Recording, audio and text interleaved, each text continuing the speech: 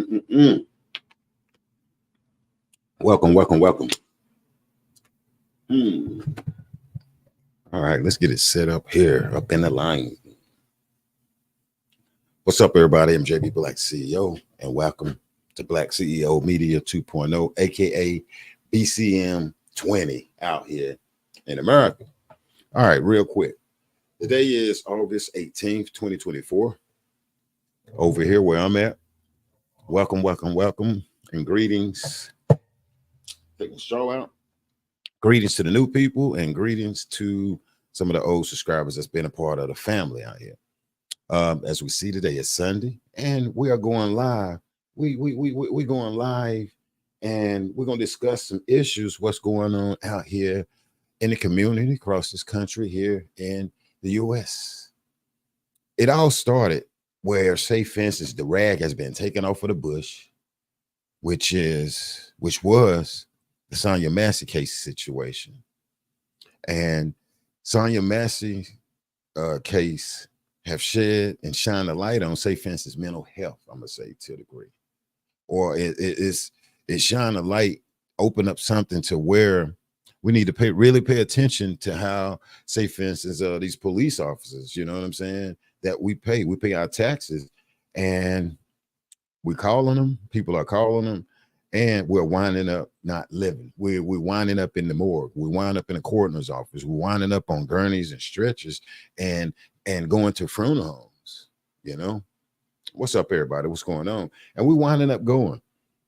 These last couple of days, I've been having people inboxing me, sending me different cases. That's like happening, like, bruh, what is it? What's this? August, what, like July 28th? We had a case that happened back on May 3rd with the airman guy. Guy that was in the military, the Air Force. His name is Roger Fortson. I don't know if some people heard of that. It's a weird case where police was called and they took the guy's life. And he opened up the door with his firearm. The guy was in good standings with the community, brother, in good standing, and lost his life. As soon as he opened up the door, the police fired off on him. I'm gonna play like 4 or 3 like videos during this show, okay? And that we're going to analyze. What's going on, Sherry Clark? What's going on, Miss Wilborn? What's up, guys? First, what's up to the brother Demon Slayer? What's up, Vicky? What's up, Ann? Hope all is well. All is well. The other day, I couldn't go live, and so when I don't be able to go live, I drop a video. Did y'all see the video with what is it? Let me write it down. Victoria Lee, the Asian young lady that lost her life. Her family, her brother called and said, "Hey, the full audio is more audio to it, and it's more video to the one where the Asian young lady lost her life." Her brother called, being calm, and that's cool, saying, "Hey, you know, we need an ambulance." You know, he said twice, because my sister is she's going through an episode. She's bipolar. She has a knife. I mean, he's been totally honest with him, and the family, you know, I guess they couldn't control it. They couldn't get her right, and I'm saying couldn't control it in a good way, not a bad way. And because you clearly see where Victoria Lee, the Asian young lady, or the Japanese lady, but with respect, you know, I'm trying to say it right. Family loved her, you know what I'm saying? All the way up to the cops came, and we clearly seen there was something going on with this sister, okay? The same way we seen with our baby girl, Sonya Massey, you know, where Sonya Massey was scared out of her wits. You know, I feel like that baby girl was threatened. But what we're going to do is we're going to start, say, for instance, this live off with Victoria. We're going to go over the video. It's 2 videos to it. It's 2 videos. And the thing that's really breaking my heart is pissing me off also, these officers, why are they even carrying tasers, stun guns, and mace? So you mean to tell me, like, when they train and practice before they take somebody's life, what do they talk about when it comes to their tasers and pepper spray or either something? Because they have it on them. Like, that's the thing we want to know. I want to know is like what when y'all are being trained, because I know the police having meetings. They got to have them. If you're a police officer, you got to have some meetings, some mandatory something. So in these mandatory meetings and everything, like, where in the hell is these people been? what do y'all talk about when it comes to the taser gun and the spray, the pepper spray? Is my question. I used to pay this some attention, and to be honest, I didn't pay it some attention because I used to be like, well, but now I'm trying to pay it some attention to figure out what the hell is these police chiefs out here talking about when they do meet with the police cadets. Okay, what do they talk about when it comes to the taser and their damn spray? Because I'm just puzzled, because I'm looking at all these cases, and clearly they have the time to use the taser. If I'm being erratic, even if I got a little knife or whatever, I like for the police to approach and taser me, pepper spray me, but get me to the emergency room or whatever to get the stuff out or whatever. Taser me. Don't use your firearm lethal on me, okay? Don't go lethal. Now, like I say, I'm gonna play this right here with Victoria Lee in New Jersey, the Asian family, and I guess all of them lived in that apartment there, which is cool. And the brother called, and he clearly said twice, they need an ambulance to take her to the hospital. Okay, we know they have a mental health floor on say for instance at mostly each hospital where we can take the loved one. Okay, so what we're gonna do is we're gonna pay attention. We're gonna go over this first one here and pay attention. Look at the officers. See, do you see tasers or anything like that? Because with this one right here that we're gonna play, the officers stood back. To me, they came in ready. They came up the hallway ready, like where's she at? Okay, now remember, sir, the brother called on the phone and said, hey, something going on. She have some mental bipolar. He called it another word. Why would the police come ready? They ready with action. Then they stood out there, and I need you to catch it. Are we gonna go lethal or non-lethal? If it's a mental health situation, why even, go non-lethal? Lord have mercy. What's going on, Tracy? What's going on, Miss McBride, Sherry? What is that, Booze Bowls? What's going on, Precious Metal? Everybody. But yeah, look at this right here that I'm finna play. And I know you're ready for me to play it. These officers took the time, was like, okay, paper, what we gonna do? We're gonna do lethal or non-lethal. And the family called and said, yo, she's having some type of bipolar situation. She have a little pocket knife. The mom was even grabbing the daughter's hand to keep her away from even pulling it out. And they disregarded all of that. And it's like they was, okay, let's take a vote. Are we gonna use lethal or non-lethal? And then I think it was the brother that looked like me said lethal. And like he, let's roll. Let's roll. Let me go behind here and pull this up, and I'm gonna let it play. You be the judge, and we're gonna go over it. Let me see. This is Patricia Lee in New Jersey. This just happened on the 28th of last month. Now to breaking news. The state attorney general's office has released police body camera footage from last month's fatal police shooting of 25-year-old Fort Lee resident Victoria Lee. Now, a warning, the images you're about to watch are graphic. In the video, officers can be seen knocking on the door, asking the women inside, Lee and her mother, to open it. Then they discuss who will be assigned lethal and less lethal duties before yelling through the door, warning they'll break it down. Lee can then be heard threatening to stab officers in the neck before they ultimately force the door open. Lee is then seen approaching officers with a large water jug in hand as they shout to drop the knife, firing a single shot, striking Lee in the chest. The Attorney General's office today also released 2 911 calls made by Lee's brother. In the first, he requests help for his sister who's having a mental health crisis. Later, he dials 911 back and asks to cancel the request. An operator states mental health calls can't be canceled and asks for his reason. The man responds that his sister has a knife. The investigation is ongoing, and we will have more on this story on Monday. Okay, let's pause it right there. Let's pause it right there. Let me write something down. They said mental health calls cannot be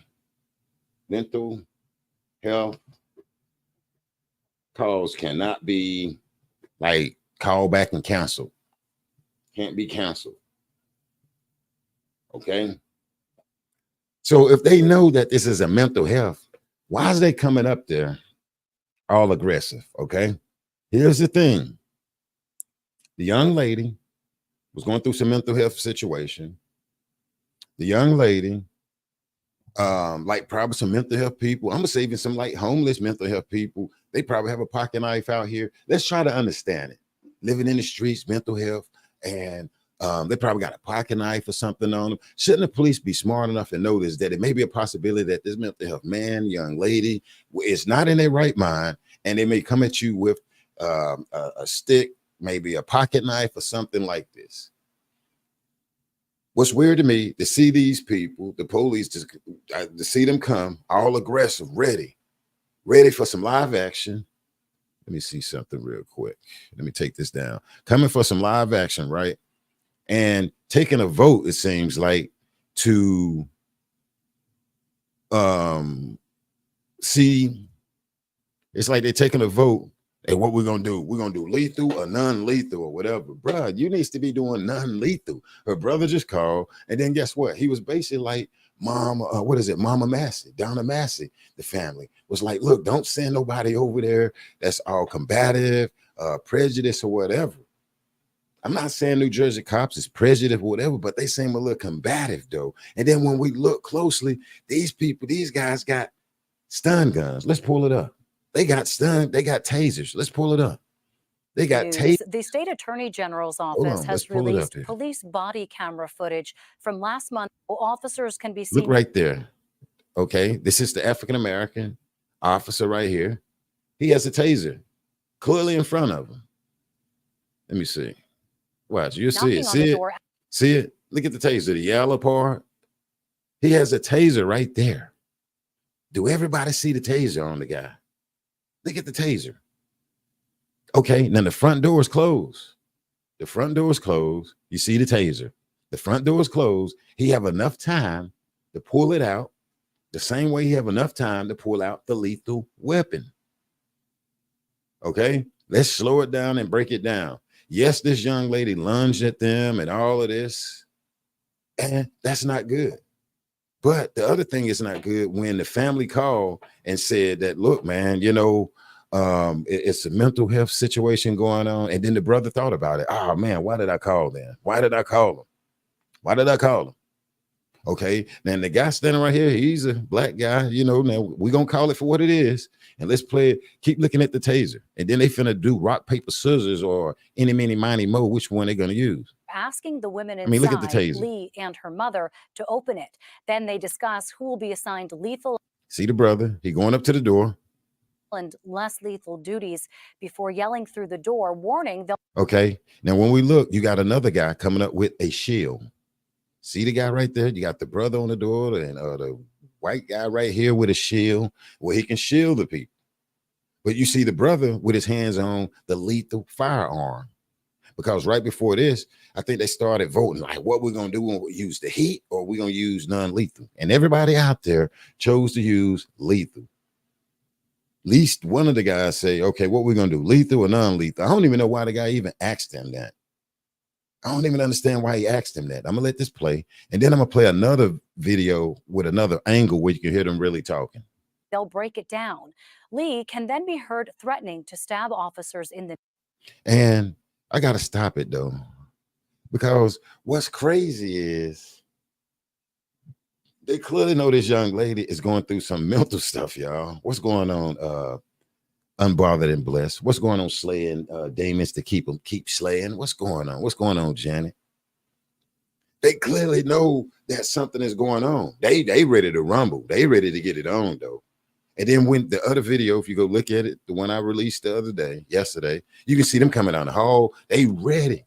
How is they so ready and ready to get busy when the call was mental?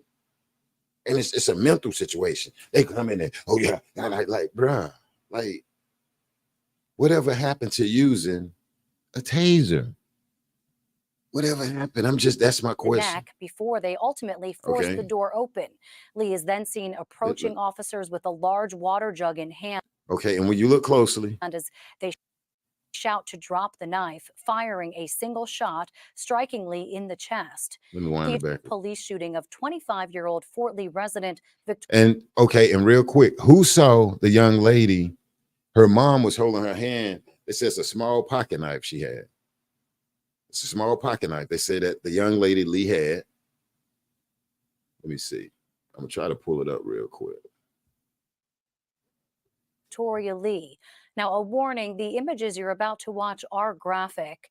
In the video, officers can be seen knocking on the door asking. Okay, but let's stop right here, though. Let's stop right here. Look at the taser on this officer's chest. I mean, right here on his belt. Look at the yellow taser. And then you have his firearm to the right. You have the non-lethal in front of him, and you have the lethal to the side of him. What's going on, David? Welcome, my brother. You have a taser right there, a whole taser in front of him. The call was that this young lady had, it was a mental health call. The brother even was like, wow, let me call back and tell them that, you know, hey, can I cancel it? The operator on this say that you can't. Why didn't they send some other type of, say, for instance, mental health counselor out there? So you mean to tell me New Jersey don't have mental health counselors and stuff? I was sitting in front of one here in my city where they implemented that maybe, I think it was the first of the year. It may be, they may have had it out maybe a good year. Maybe a good year. Why? It seems like these damn police are so aggressive. Okay, the young lady ain't in her right mind. You may have a mental health person say they're going to harm themselves. They're going to harm you or whatever. You have a guy over here to the left, to the right, I'm going to say, and he has a whole shield. He has a shield where he can help shield if she try to swing the knife or cut or whatever. He has a whole like Army Police riot shield. And then I just can't get over this brother right here. This guy got a whole taser right here in front of him. And they chose to use lethal. Okay. And then and then it's like this young lady is not mental. Oh, she said I'm gonna stab you in the neck. I'm gonna do all. She clearly said it. But the thing is, what I'm really looking at it now is that these are mental health patients. These are mental health situations. This is an Asian young lady that's going through mental health. Her brother called. The video I put out yesterday, you can hear the brother all calm saying, yo, we need, you know, he said ambulance twice to the house. And if you look, you'll see all different types of videos with this right here, what is going on, and then they give you a better view. Like, wow, okay. Like, I mean, it's more than one video out here that'll give you a good point of view where you're just like, damn, okay, I get it. Like, I get it. All right, I'm gonna let this play, and then I'm gonna play the one with the audio after this. Appreciate that WYNX for the super chat. Great show. Hopefully I can bring you and us a great show. Now I'm gonna let this play to the end, and then we're gonna go to the one with the audio with them in the hallway. Lee and her mother to open Welcome, everyone. Then they discuss who will be assigned lethal and less lethal duties before yelling through the door, warning they'll break it down. Lee can then be heard threatening to stab officers in the neck before they ultimately force the door open. Lee is then seen approaching officers with a large water. And see right there, if you look real close, her mother is holding her hand right there. And if you look close, they got it blurred out. And her mother is trying to restrain her child, her daughter, because they don't want the cops, say for instance, to actually put a slug in her. They know that the mom know if this door opened up, it's not going to be good. The mom was pulling all on her daughter, bless her heart, after they went in there and pulled the trigger, not with a taser. This right here is a clear time for them to use the taser. Look at it, the door open. There you go. What's wrong with using a taser right there? You see it from the angle? The same way you got this handgun right here pointed at her. When you look up there, why couldn't that be that taser that the guy had on his belt? Why couldn't that be the taser? Just look. This young lady is clearly not in her right mind. The brother clearly said on the phone call to the authorities, and you can tell he regretted that. He regretted it. Her brother regretted that and called back and say, look, no, don't bring the police. Don't bring the police. And then what it says, you can't cancel a mental health call. Okay, but just look at it. Look at it. This is a young lady that's not in her right mind, y'all. So when you're not in your right mind, it's like, okay, well, if you ain't in your right mind, I'm saying like legally and all of that, health-wise, Mother Nature, whatever, yeah, you're going down or something. You're going down. Let's roll. Large water jug in hand as they shout to drop the knife, firing a single shot, striking Lee in the chest. The Attorney General's office today also released 2 911 calls made by Lee's brother. In the first, he requests help for his sister who's having a mental health crisis. Okay, he called twice. The first one, he let them know she's having a mental health crisis. Later, he dials 911 back and asks to cancel the request. The brother calls back the second call and tried to cancel the request. What did the operator tell him? An operator states mental health calls can't be canceled and asks for his reason. The man responds that his sister has a knife.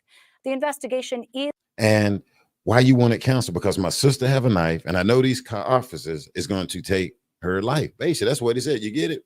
Let's wind it back one more time, though, and just listen how the brother realized that he need to cancel that call. The man responds that his sister has a knife. The investigation... Hold on. An operator states mental health call. Hold on. He dials 911 back and asks who's having a mental health crisis. Damn it. 2 911 calls made by Lee's brother. In the first, he requests help for his sister who's having a mental health crisis. Later, he dials 911 back and asks to cancel the request. He wanted to cancel because he knew they was going to come aggressive. What did the mental health lady, operator, tell him again before we let it go? An operator states mental health calls can't be canceled and asks for his reason. The man responds that his sister has a knife. The investigation is ongoing, and we will have more on this. Okay. Now, let me take this one down here. Okay. I'm going to take that down. We're going to play another one, though. Her brother realized after that, was like, wow, maybe I shouldn't have called them. Maybe I shouldn't have called them. Okay. Let me see. I'm going to pull up another one here.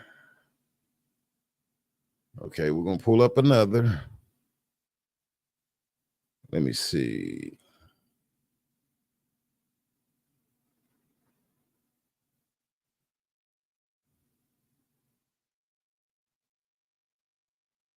Okay.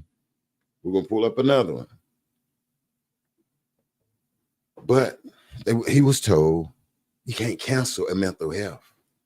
So when we call and say we got a mental health crisis, you can't cancel it. Or maybe up in New Jersey, you can't. And they're going to send the police. And the police probably going to be pissed off. That's what we learning and getting out of this.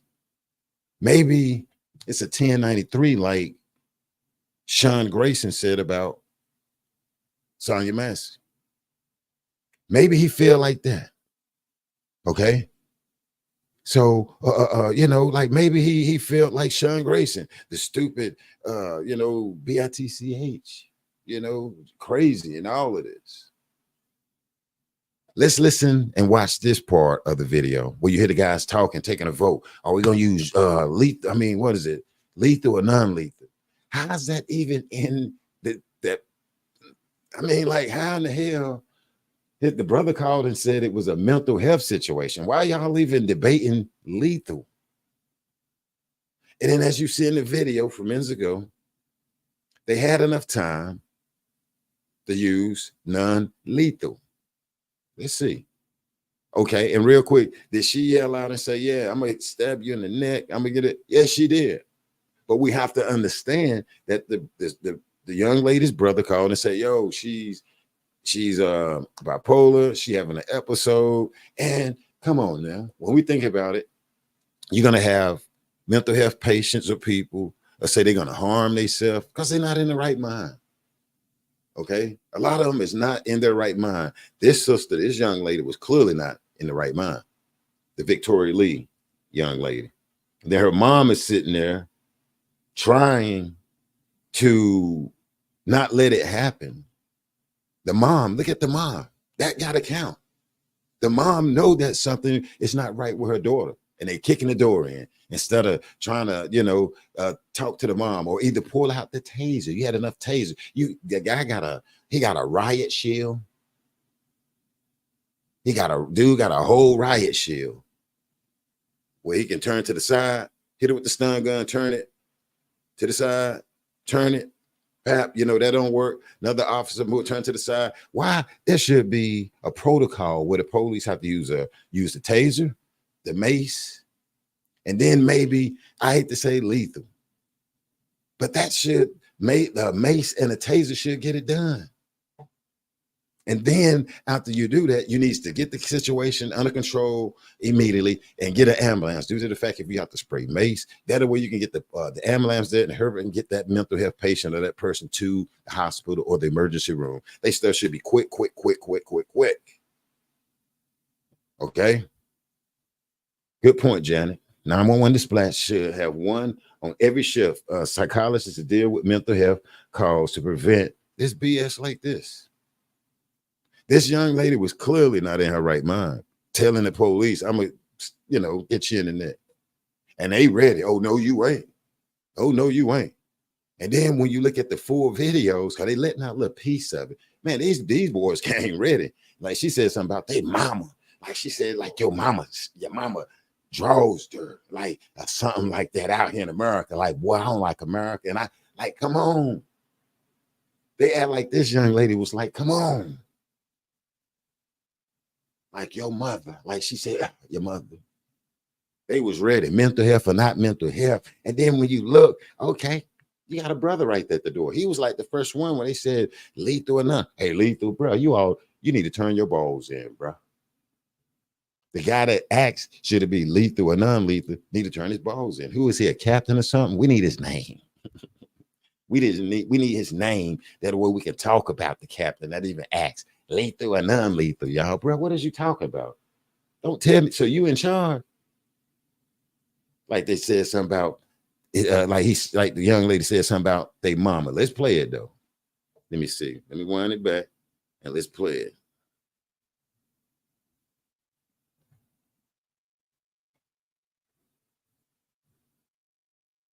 I want to break the door down. Go ahead. I'll stab you in your fucking neck. Sir, let me finish. You can't smile. We don't want to hit you. Move back. We want to help you. Sir, you're going to have to follow me, okay? All right, before we go on, Go home, can we okay? go less lethal? Who wants to go less lethal? Who wants to go lethal? I'll go lethal. Okay. All right, can you get someone else not lethal? Lethal. We want to break the door down, ma'am. He's getting the tools. If you're comfortable giving it a try, that's up to you. So they're, normally barricaded, we wait, but there's somewhere in there we need to go. Yeah. Here they come. Here they come. Open the door. Door. Don't open. We're gonna break the door. Oh, Drop the knife. Drop the knife.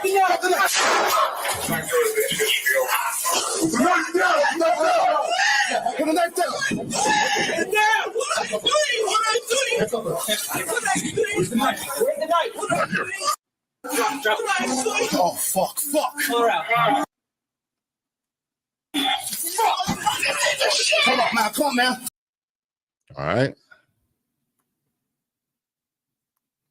What do y'all think about that? Let me know in the chat. What do you think about that right there? I'm gonna play it again. You hear them? Hey, we're gonna do less lethal and non-lethal and all this. Hey, they was quick. Lethal. Yeah, lethal. Let's get the ma'am, open the door. And then see Sonya Massey was set up to go to the kitchen over there. Basically, set up to get inside her house. Who's Sonya Massey? Sonya Massey house. And then I was looking at another person was like, see, this is justified. They'll say this is justified that just happened. And they'll say because she said she was going to hit him in the neck. It ain't about mental health. It's about them right now. Who? The officer. And the officer told him open up the door. And I don't hear ranting and raving like I hate officers or whatever. No, I don't like the way they moving. We don't like the way the officers moving. We're using common sense. Let's play it again, y'all. Let's play it again. And I'm just tripping because the phone call to Officer Friendly now, the brother said, when you look at another video, was like, yo, I need an ambulance to take my sister to the hospital. He understands that they have a psychiatric ward there where the sister, the young lady needs to go. And then you can tell he thought about it. And he called back and said, I want to cancel it. Why he wanted to cancel that call, her brother. And just think, this guy, her brother, is probably finna be messed up in the head for the rest of his life. Like, man, I called the police and look what happened. Now, when you look at this video, I'm gonna play it again. Look for the tasers. They got taser guns on them, clearly visible. They got them visible. They got taser guns clearly visible on them. These officers have taser guns clearly visible. And then they take the time to say lethal or non-lethal when they could have took the time and said, okay, you come at the door, I'm gonna use non-lethal. That way we can get her to the hospital. That way they can say from our training, this is because if you're gonna be trained, tell me, I know good and well that when the police has been trained, they're gonna make scenarios like how they do with a riot. They teach like the army. They show you when people have riots or the police train when they're arresting somebody that it may be some other brothers over here. Like, man, you doing them wrong, bro. I seen those type of training. So you mean to tell me they ain't doing no training saying, yo, when you get a mental health patient, they might be saying, I'm gonna hurt you, I'm gonna harm myself or whatever. Well, I had to pop him because he said he was gonna cut his own throat. Why ain't y'all like bringing some mental health or using the taser? If I lose my mind, I'm telling the police right now, please taser me. If you mace me, taser me, and get me in the ambulance and get me to the hospital. Don't unalive me. I'm giving them permission. Taser me. Don't take my life. Don't overdo it. Mace me, bro. Do it. That way I can get better, come back for my mom, because my mom's still living, my grandkids and sisters and everybody in the family, whatever, and get me the proper medication that I need. But these people weren't trying to do that. Let's listen to it again, though. Look for the tasers and listen to them talking about basically, hey, y'all want to go full camo on them, man. And they got aggressive. Man, we coming in, kicking doors like this young lady. It's not mental. And here's another thing before we go. God bless her mother. God bless her mom standing there. Her mom was trying to avoid all of that. And look at the brother. The brother's in the hallway. This is her brother when the video come on and they move him out of the way. Like, move out of the way, bro. And this is the brother. And then he called back the second time to cancel it because they moved him out of the way because now he finna realize like, wow, oh my gosh, this is what I didn't want to happen. This is her brother out in the hallway when the police came trying to stop them in the beginning, but he don't know how to talk to him. But check it out. Look for tasers and everything also, y'all. I want to break the door down. That's her brother right there. Go ahead, I'll stab you in your fucking neck. Sir, to be fair. They telling the brother, move back. I want to shoot you.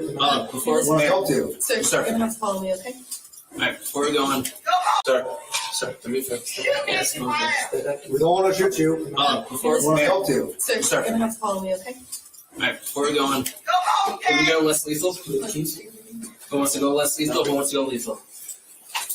All lethal. Okay. Yeah, All right, give me some. Then they just said all lethal. All lethal. Now, and I'm gonna stop it here. We're gonna keep it going. The front door is closed. These guys have enough time to go non-lethal. Now, how do we know this? Because we're looking at the doors closed. She's not trying to bust out the door. They say they finna come in that door. They have enough time to kick the door in and go all lethal all the way once they open up the door and they see her. Watch it. Else not lethal? We're going to break the door down, ma'am. He's getting the tools. If you're comfortable giving it a try, that's up to you. So they're, normally Look at her brother back there, like, wow. Never need to go. Yeah. Back off. Open the door. Door. No weapon. We're going to break the door. Drop the knife. Now, right before that, okay, I'm gonna let it play. But they had time enough to use non-lethal.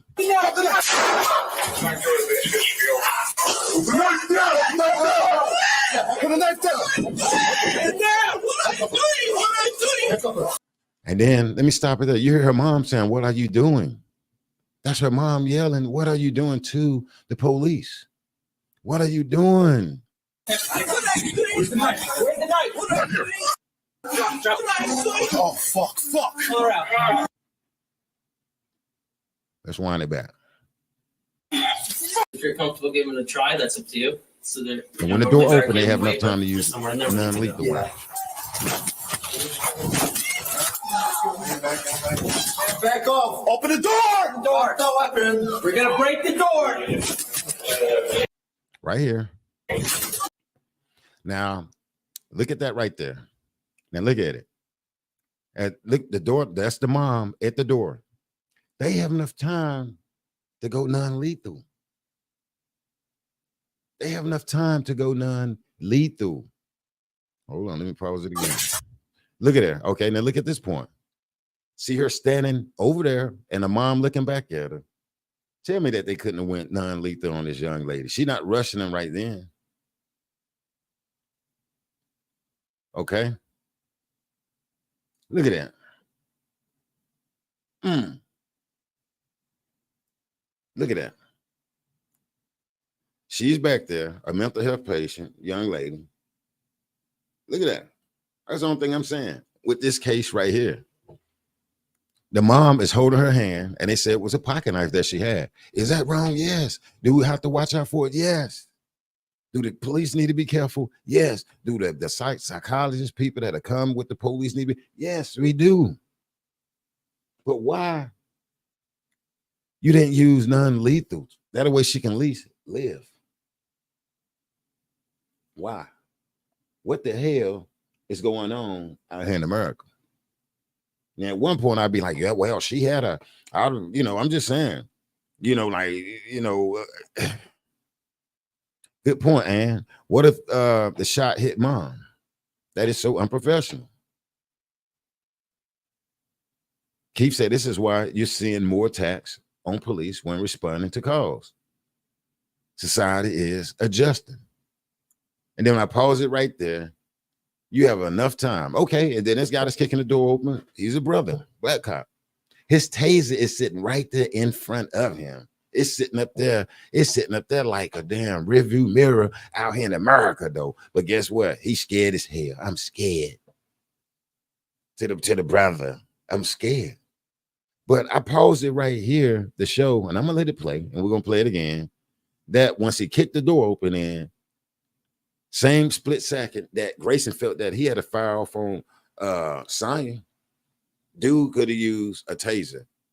Grayson could have used a taser. Dawson Farley could have used a taser.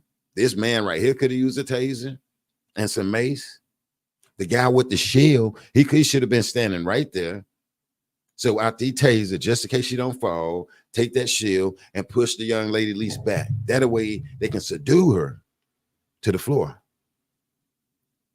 But now they need that firearm though. Everybody voted to go lethal in his house. Clearly had the phone call saying she had a mental situation going on. Drop the knife. Drop the knife. Drop the knife.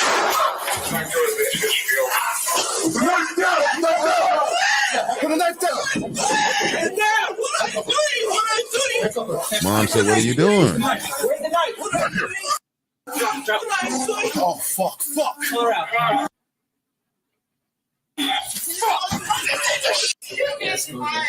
We don't want to shoot you. I want to break the door down. Go ahead, I'll stab You can see the taser back there on that guy in the back over there. Look, the yellow taser. We don't want to shoot you. Before We want to help you. So you're gonna have to follow me, okay? All right, before we're going, It's her brother moving her brother out of the way. who wants to go less lethal? Who wants to go lethal? I'll go lethal. Okay. All right, maybe someone else not lethal. We're gonna break the door down, ma'am. Then that cop asked again after the brother, right? He said, all lethal. So anybody else want to go all lethal? Then you hear somebody say, yeah, all lethal. They say they need to go lethal on it. This mental health patient. He's getting the tools. If you're comfortable giving it a try, that's up to you. So they're, normally barricaded, we wait, but there's somewhere in there we need to go. Yeah. Back off. Open the door. Door. No weapon. We're gonna break the door. Drop the knife. Drop the knife.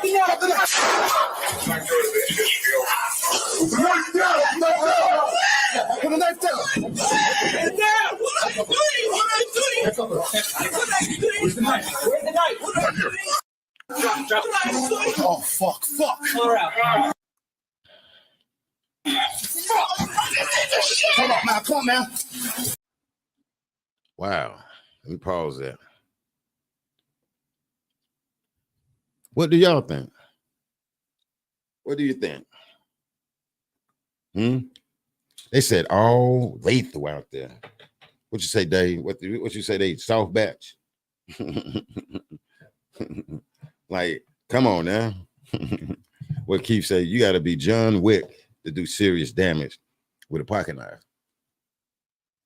These guys was like all lethal. I mean, and this is a clear-cut case that's scary though. Your mom or your brother calling saying, "Yo, something wrong with my brother Black," and then you realize, like, can I cancel that? Nope. We got Rambo on the way. We got Arnold Schwarzenegger on the way. We got damn Turbo on the way. We got Short Fuse Grayson on the way. We got Dawson Farley on the way. We got him on the way. We got him on the way. And that's scary right there. Like, come on. Like, come on. I mean, this guy clearly called and said, yo, I need an ambulance. Because there's so many videos out here. You look at the phone calls and stuff. The brother said, I need an ambulance. Got my sister, going through, she's bipolar. And he called it another word. I've been putting together so much, I forgot what he put. But in another recording, he called it another word. They might have was on that video that I dropped yesterday. And it's sad and scary. It's sad and it's scary. Real quick, did the people go back and look at the Sonya Massey video, right? And see who opened up that screen door? Because that's what I was telling people, like, who opened up the screen door? Because one person had on gloves, and I believe one person didn't. I told my team to do the same thing. Go back and look who opened up the front door and let me know.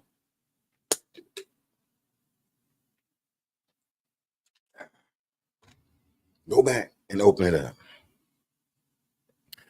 What do y'all think, though? Ain't that scary? Her brother no longer have a sister. Victoria Lee, that community is no longer, there's grieving her. I want to salute to, I want to send love to one of the subscribers say that she is African-American / Japanese, and that hit home, that touched her when this happened right here. She's part of like the Asian community and also African-American. So I ain't gonna say the young lady's name, but I salute her that came and said that to me. And how she said that affected her and kind of touched her right there. So this is what New Jersey cops is doing. Wow. I mean, and this guy clearly called and was trying to get his sister help.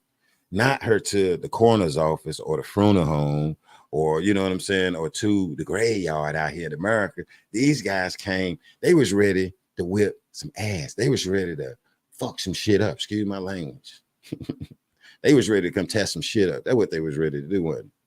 They was ready to tear some shit out the frame. That's what they was doing. And then when you look at it, all these other different videos, man, they was coming down through the hall. I mean, it was just a hostage situation. I was looking at different videos. Damn, I ain't know which one to play or whatever. But I just said, okay, let me play the one right here where she definitely opened up the door. They came like, they said Bin Laden was up in that junk. Like Saddam Hussein was whipping somebody's ass in there. Who? Saddam from Saudi Arabia? No, from Iraq.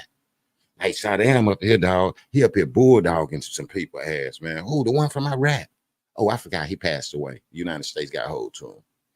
These damn officers right here, they didn't give a damn. They was ready. What's the D-class one? They rolled up D. They was ready. And then they already had it. Like, so what we gonna do? We're gonna go all lethal. Then you hear that brother over there, which ought to be ashamed of his shit. He like, shit, all lethal. He at the door. He looking like, y'all come on, let's go and get in here. And then the dude asked the second time, anybody else, all lethal? Yeah, all lethal. And then when you look, they got stun guns right here in the front of them by their belly buttons. By their belly buttons. And we clearly see that they could have went non-lethal. You got a guy with a riot shield, one of the best in the building. She can't cut through that with a pocket knife. And then when you look, her mama was holding her hand. Some people seen it, some people didn't see it.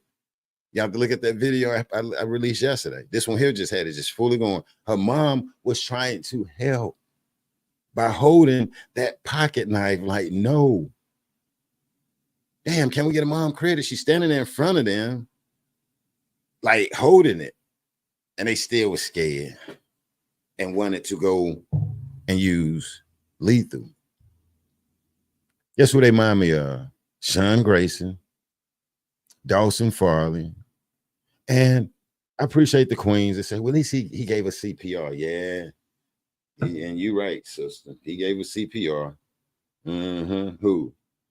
Dawson Farley. But he shouldn't have been given her that, though, because our sister Sonya Massey should have been here. She should be here. You know, and I'm not being smart and sarcastic with that sister. You know, brown eyes, love him. But she should have been here. She should be here, I mean. And then you got this water. You got all the, she was throwing water and all of this after this guy told her he was going to shoot in her fucking face. Swear to God, in your fucking face. Ooh, Sean Grayson. And people just disregard that, you know. And then guess what? It'll be a shame if this stuff go to trial and they say he's not guilty. And then that's the moment I'm going to know that Sean Grayson and Dawson and probably the judge gonna burn in hell spiritually. I'm serious. These people gonna burn in hell. With man's law do not trump God's law. And then I hear some people talk, yeah, this and that. And then in our mind, we know it's wrong. We know it's wrong. A stand your ground law it's not under God's law. That's man's law here on earth. That's man's law. That is a scared ass man. That's his law. But he's supposed to protect and serve. But we got these scared people. I can't say all of them will do this or whatever. I don't know. But to me, it's like you got this scared ass officer law. Oh, she flinched. And it scared me. You can't scare police, man. Because you scare them, they're going to pull the lethal weapon out on your ass and get your balls. And it's sad. It's sad and it's scary. I'm going to play another one, though. When you look right here, you see the brother. And just imagine, this guy is going to be towed up for the rest of his life. This happened on July 28th. What's this? July 28th. Not long ago. Not even a month ago. Okay? Not even a month ago. You say, Sean, open the screen door. Okay, we're going to see, Queen. We're going to see. We all going to see. And that's the only part I'm going to play right there with science, though. Like, who opened the door? Who opened the door, okay? I had one lady come in there. You need to re-look at that because that was Dawson. That was Dawson Farley. And Dawson Farley opened up that screen door and put the latch on. That better not be Dawson Farley. Going to that woman's house. Sonya Massey on Hoover Street. Open up a screen door. And then trying to get some sympathy. But who needs a cop that come to your house and just so scared, waiting on you to touch something, and then ready to draw his firearm, y'all? Who wants to pay for a cop, paycheck to raise his family, send his kids to school, and just scared when they go to somebody's damn house and then draw on them out here? Because Sean Grayson, he had baby girl had an army tank back there. I seen some people laughing in the chat. Yeah, she had a damn army tank back there, army bazooka, a Chinese ninja. Where ninja was gonna come from back there. I had to scoot around it, like he said in his report. But that way to neutralize it or whatever. She should have came up and threw 10 pounds of shit on him in his face. That's what she should have did. Excuse me, y'all. All right, real quick. Let's keep it moving. Have y'all heard about the case? It's another case. Have y'all heard about the case? This is sad here. Let me pull it up. Let me pull it up here. We have another case. Let me see. Have y'all heard about the Easter? Let me make sure I said the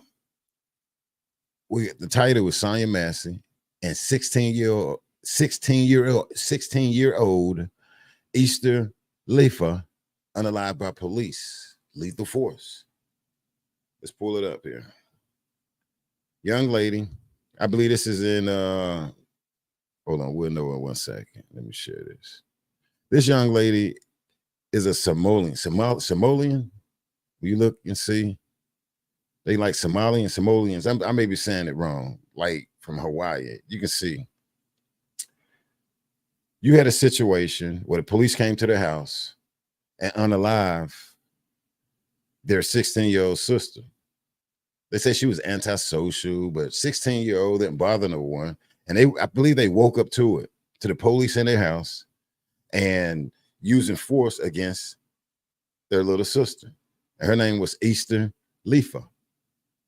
And I had a brother inbox me this last night, and it's going on now where they protesting and trying to keep this young lady's name alive. And even the family saying, why didn't they use a taser? Why didn't they use a taser? This family saying, why didn't they use a taser on their little sister? This mom right here basically passed out at this interview. That was their first interview yesterday, I believe. Let's listen to it.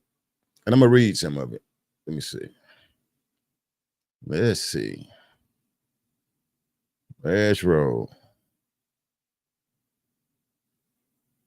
So I woke up 5 minutes before the shots went off. I was told that my little sister, there's two, they're both my youngest sister. The 21 years old called the police because they had an argument, and then the youngest one came at her and hit her with the knife. So I woke up and I went outside my room, and four of the cops were already standing there with the gun facing, pointing towards the sliding door where my youngest sister with the knife was sitting. She was sitting outside with okay, Keith, word. blanket over her head. They told us to get in the room and get out of their way. I asked him if I could talk to my youngest sister because we all know how she is and how she's not a social person. She's very antisocial. I asked him and they said no because our safety and theirs. So I said okay. I believe my mom and my older sister asked them as well before I was woken up. Then before we all got when we all got in the room, I was trying to get everyone situated, and then turn around. They asked her to. I didn't know she was already standing at the door. But they asked her to. I believe she had the knife in her hand already, but it wasn't pointing at them. She was just facing it down. They asked her to put the knife down. Once she made one movement, a little tiny movement, they they shot her 3 times. And I believe 2 of the cops shot her 3 times. The 2 shots, she was already falling back. She was already down. Then there's like 5 of us. We all started crying and tried to run towards her, but I was trying to hold everyone back in case they try to fire at us. But 2 minutes before they fired the gun, they asked me what was her name. So I'm guessing they don't know her first name and her last name. They don't know she's a minor. They didn't even ask whose house it was. They just walked up in the house. My mom was sitting. They didn't even ask who was the mother. My mom was literally sitting on the couch as they walked in. The gun was not even like it was just already straight forward. Pointing. And then the cop came halfway into the house. He just started pulling it out. Mind you, there are kids walking around. Had no. They didn't even ask us how many people are in the house. How many kids were in the house? Do y'all hear this though? Say the cops are walking in and he already had his firearm out, pointed. When all this happened, the shooting started. I'm trying to go out because my kids are in the other room. They didn't even know there were kids in there. And the room that was towards the balcony where they were across from where they were standing. So if anything were to happen, my kids would have been hit too. But then before they shot my sister, we already asked, like she said, we already asked They said no, for their safety and our safety. But the situation was between them. It had nothing to do with us. So we could have made some change before they shot her. We couldn't have. So I ran outside thinking that maybe if they had just given me a chance to go around the balcony, just to talk to her, to make her calm. Because one, she doesn't understand what's going on. Because when I went down, she had covered her whole body with a blanket. Her English is not even good. She doesn't even ask much about English. But when I went around the apartment, there was a cop that was sitting there with a dog. I tried to make my way to our balcony, and when he turned on, like, "You're not supposed to come." And I was like, "What for? It's not like I'm walking with a gun around." And then he was like, "Well, if you make a move, the dog is gonna come after you." I was thinking, like, why would the dog come after me when he's holding it? Was it like a threat? Was he threatening me? And I'm stopping right there for 1 minute. And I was waiting on them to release some body footage cam from the police. So hopefully they have some body camera footage jumping off, and that way we'll go over it here at Black CEO Media. I'm gonna let this roll. I don't know how long it go and how long it'll go, but I'm gonna let it roll though. But this was their first interview. I believe it was yesterday. Let's roll. But for 5 minutes after he said what he said, I stood there, and then right after that, the fire just went off 3 times. I had nothing to say. I just turned around and ran. When I was screaming from the top of my lungs, because I heard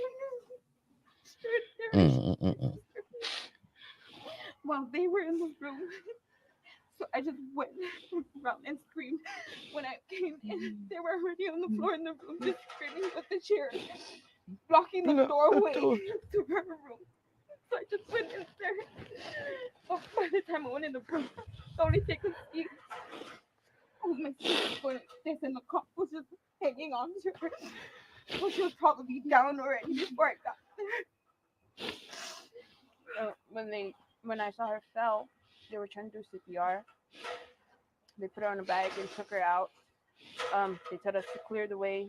They took her downstairs and did another CPR. They never asked.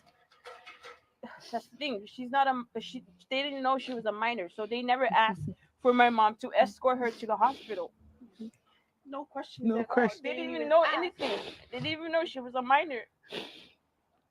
What was your sister's name?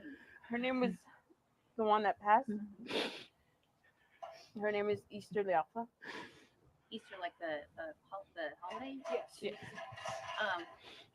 And so she didn't speak very good English too?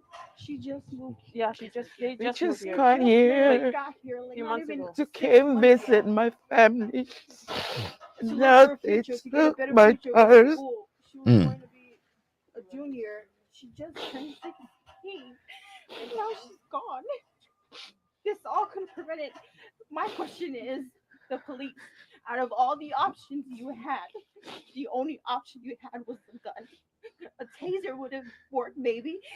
Yes, it is. Not a gun with her. So they could have just tased her, maybe. And this is okay. And listen what they're saying. Listen, and this is my point today. They could have just tasered her. They could have just tasered her. Okay, that's what I was just saying about the Victoria Lee. What we just saying, they could have just tasered her. Like, wow. I mean, even this family, these young ladies, it's like they could have just tasered her. And then on top of that, look the way they saying the police was disrespectful. Her mom in there, they not asking who the mom, the daughter. I mean, their sister is not an adult. She's 16 years old, you know. And these young girls, well, I don't know how young they are, but they looking at this like, wow, these police have no regard. The only thing they trying to say is she had a knife. The sister with the army shirt on say when she saw her sister with the knife, the sister had the knife down.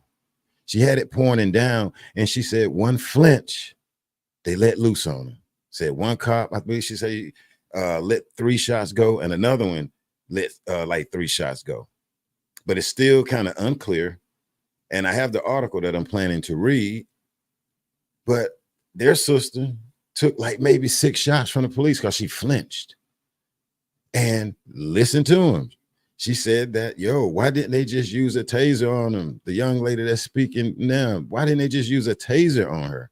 Because they saw in their eyes where this young lady was standing there, their sister, where they could at least taser her because she wasn't being erratic to them. To drop the knife, but to shoot her, now she's gone. She's She minor hasn't been kid. here a year yet. Mm. They saw her going down the second shot, and they had to fire another one. I guess how long have they come into the house before they started shooting? How long they were in the house? Mhm. That I don't know. I woke up, four cops were already in the apartment, and then 2 came in, 3 came in before 2 seconds before the shot went off, and then more came in. Did you anything get to talk to Easter? No, None they of said us. to No. get out of their way. To get out, and then we No, were it was all more like they were escorted one screaming by at one us. out. I asked the officer that had gun in his hand if, since we all know how our sister is, she's not a social person. We could talk to her. She'll drop it, and she will be back to herself any minute. But he denied us. So them going at her like that, and she doesn't know that much. She just moved here. It's very different here than how it is back home, and how the system works here. So with them coming at her like that and shot her like that, it's very heartbreaking. I'm sure she wasn't expecting that too.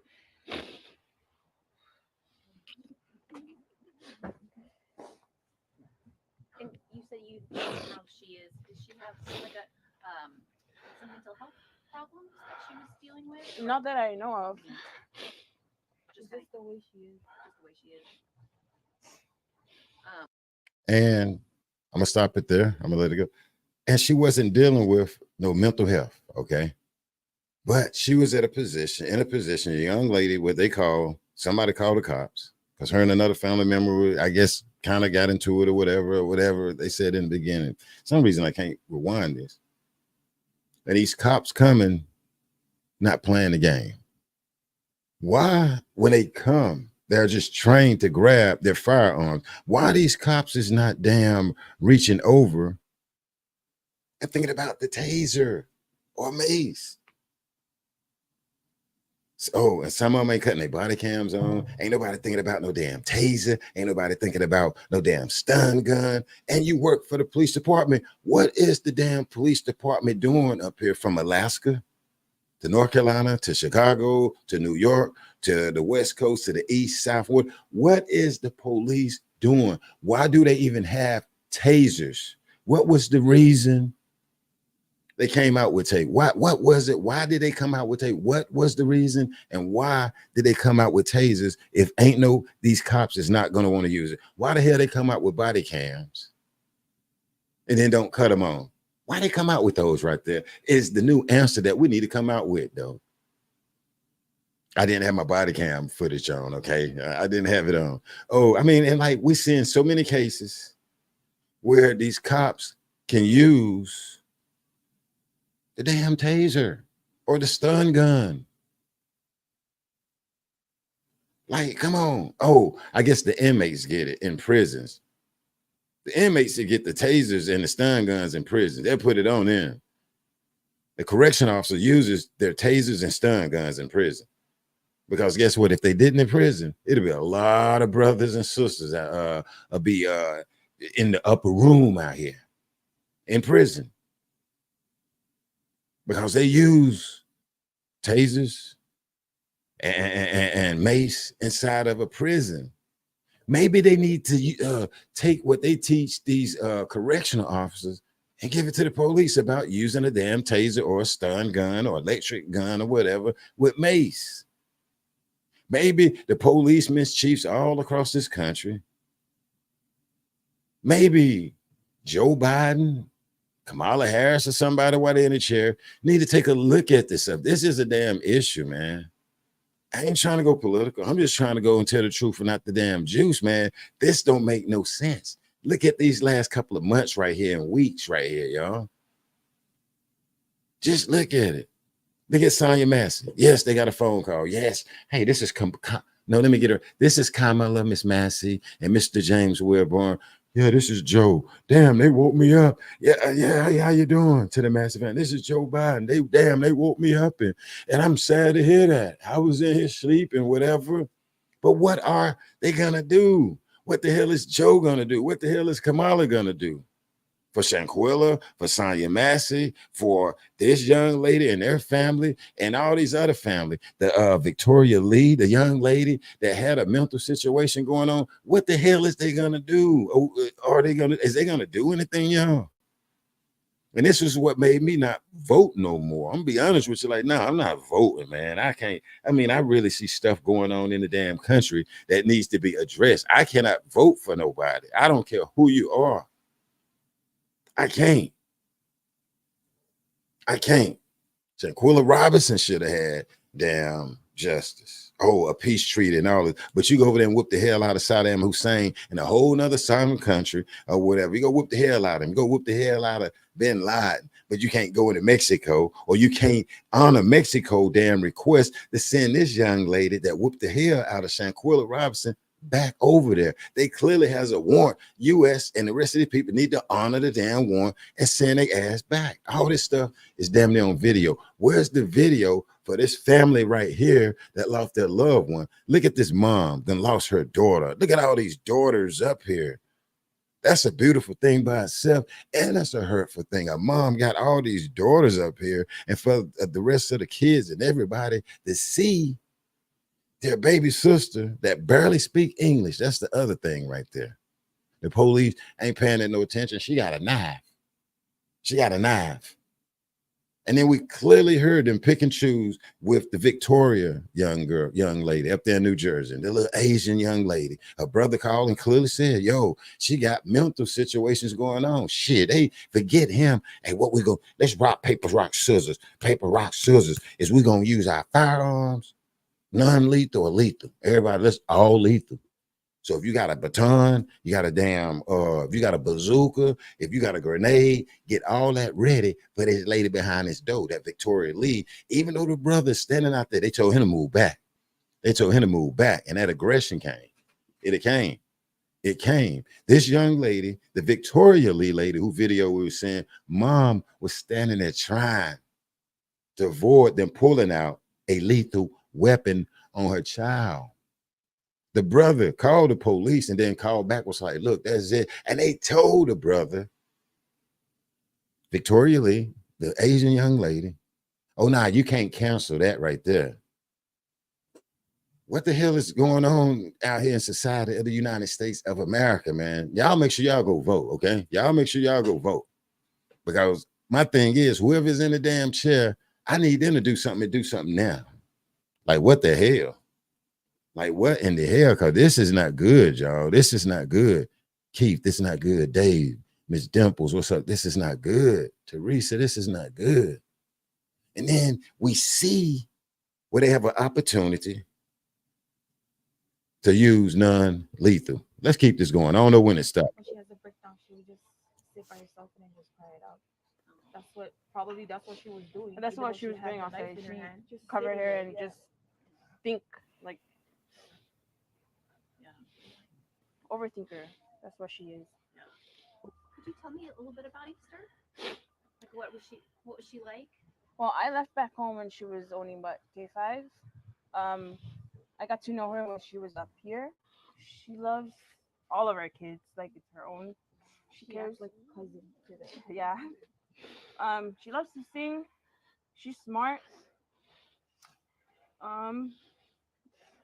She's very antisocial. She's comfortable with family or with people. What's her purpose? She's not someone that likes to go wander around and go to her friend's house. She likes to stay in her comfort zone. Is it a comfortable zone? Yeah, comfort zone. But yeah, she's not outgoing. She doesn't like go make. She doesn't want. Yeah, She's her own self in her own world. she likes to stay home. She's a homebody. But she loves our kids. But Like she her own. yeah. And And she was going to start school on Friday or Thursday? I believe it was Friday. Friday at East. Thursday. Yes. East. At East. And why did she decide to stay here? What was the reason? So her and my mom they came up to visit. She's like my mom's visit. baby. My mom she goes wherever my mom goes. Easter goes where Easter goes. Yeah. She's my namesake. And we brought her up here because of school. You know, to us, the U.S. got better school, I guess, for back home on the islands, and that's why we brought her here. But now she doesn't have the chance anymore. And Easter, do you want to say anything about your daughter? Or First of all,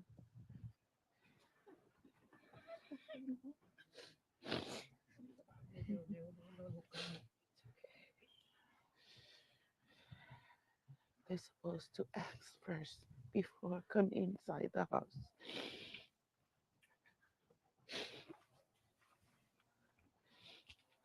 She's a minor kid. They took my girl's life. I was trying to reach her to see her, but they don't let me. I was asking, I want to go to the hospital last night. What time they take her? They don't let me.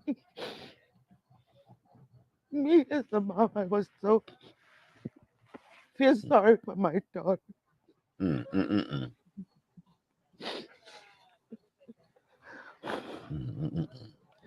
It's sad right here. I'm very sorry for your loss. I tried calling all three of them. They say they don't have anyone with that last name. We don't even know where she's at. Because they didn't ask what's her name or last name last night. Yeah, that's what I don't like. They never asked. They never asked. Who owns the The apartment. apartment, yeah. Until Who's they the- came in to investigate us and they started asking, is the apartment under you and Rosalie? And I said, yeah. And even the investigator was like 19, like he was talking, and all of a sudden I heard 19. I was like, oh, she's 16. And that's just wrong of them. Like, they didn't even know she was 16. They didn't even know her name. They asked me before a minute or two before the gunfire went off what was her name. And you never got to say it? I did. I said Easter, and that's a few seconds after it went off. Were they shouting at her before? Like, I'm trying to see how fast things progressed. They were shouting at her? Were like the police shouting at her? They were more like shouting at us Shouting at because you. we were trying to intervene. Okay. Because they're coming in without knowing, one, doesn't know what's going on. Two, doesn't know who they're about to approach. And how old the person is. She was 16. Yeah, they just told us to get out of their way. They tell us to go inside the room. This all could have been, she should have still been here. If they would have just let us talk to her. Or could have just let me do the other part when I came around the apartment. None of that. And so when they came in the house, Easter, you were sitting on the couch, and Easter was outside in the balcony, and then they just kind of start yelling, and then are talking to you all, or do they ask you to leave? Or? They just tell me, activate. That's it. In a room. When That's they it. came in, it was more like the guy with the gun. I don't know what kind of gun it was, but he already had it up like this before. Like it was ready. He came in ready to go. Like he came in talking to my sister that called them. So we didn't have the chance because they didn't ask us, but they approached her because she was the one who opened the door. And then two, my son was in the front, and I'm pretty sure my nephew's Q was in the front when they walked in. When they walk in, I saw the other policeman. They already point a gun and walk inside. Mind you, there's kids around. So did you? That's why I feel sorry for my grandchildren. That was over there at that time. And they actually witnessed So that. so there were children and people who witnessed. Yeah. They're infants. Yeah, two infants, and then there's 5 minor, including the one that was murdered in the house during the time it happened. And did they tell you all to be in a different room, like to separate? They told us to go in the room and get out of their way. Basically, back up and let them do their job. but taking her life. Thank you for your time. Is there anything else that you'd like to say, or Do you know the hospital? We don't even know We yet. don't Till even now, we know. don't know. They never gave us updates. Yeah, we really want to see her. We don't know what the hospital. And the two guys that shot my sister, y'all shot her in the house, and then have other men to come and do the other job. Finish your job. Where were you guys? You two were the ones who shot her down. You know, at this point, we want justice because that was not right. She was a minor. They should have asked questions when they came in. Instead, they came in ready, looking like they were ready to shot her down. So we want justice for our sister. And we need answers. We need that body cam they had. No cuts, full camera, full video. Yeah, let me pause it there. Where is the video? They need to give up the video. They need to give up the video. Okay. Let me move my damn straw out my mouth. I want to see this video. This just happened maybe 2 days ago. If you Google it, you'll see it all on Google. And I believe it may be on the social media platforms. But not platforms like that, but news, like little platforms that's on YouTube. But it's Easter Leafa. No, Easter, like the holiday Easter. And the word leaf with an A on the end. Easter Leafa.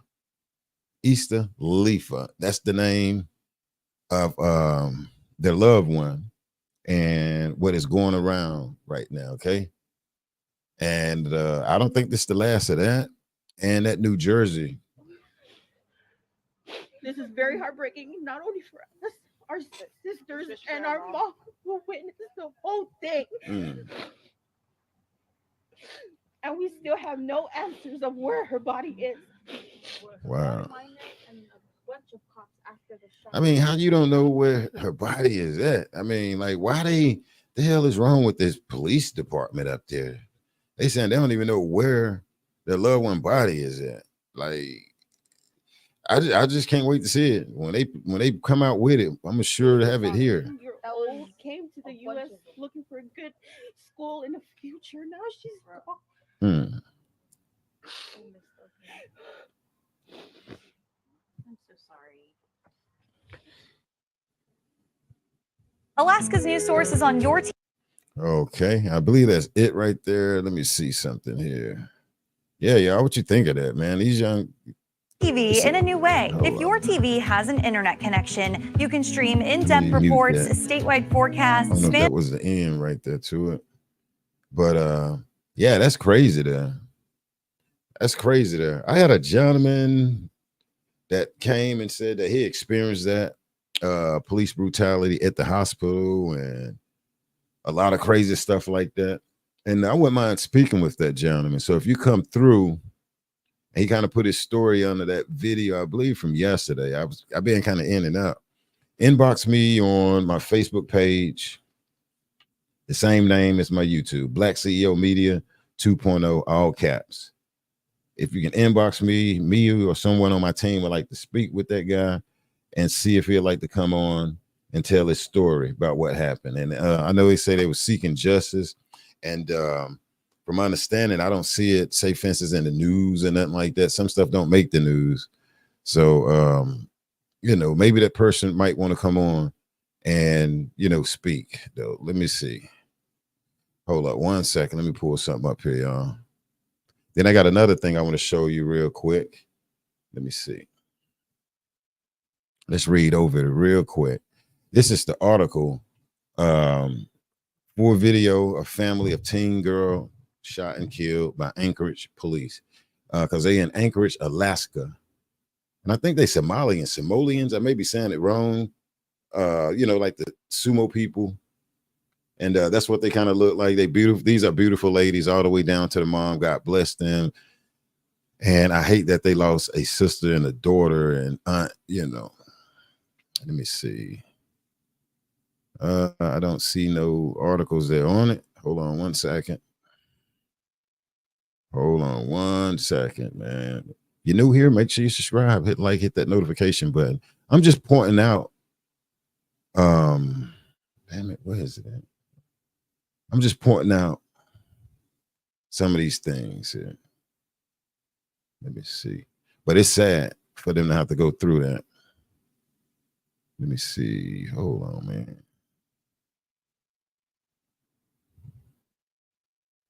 Let's see.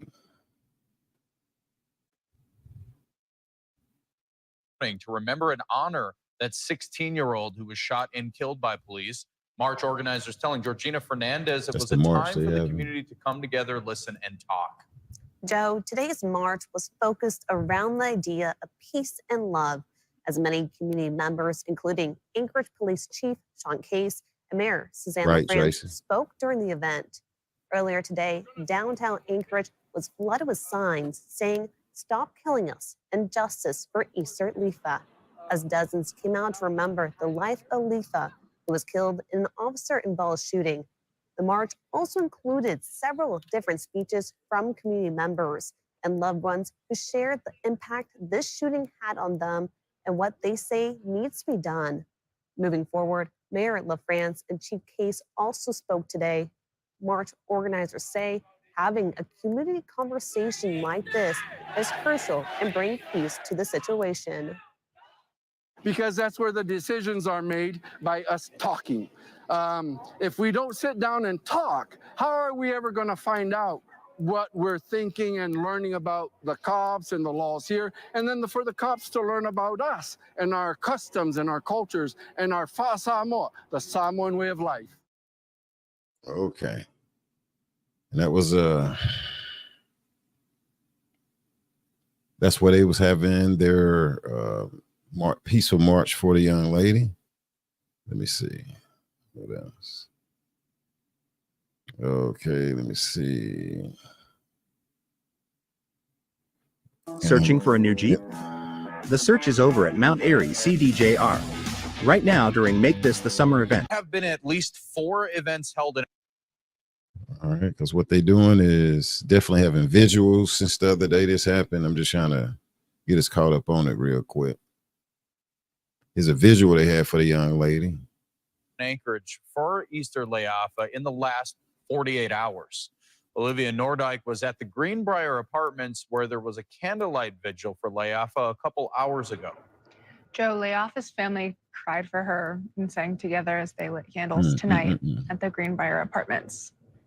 There was family at tonight's vigil from other fatal officer-involved shootings in Anchorage, including the father of Tyler May, who was killed by police in June. There was a state senator in attendance and a lot of friends and family of Leafa demanding change. And Samoans say in times like this,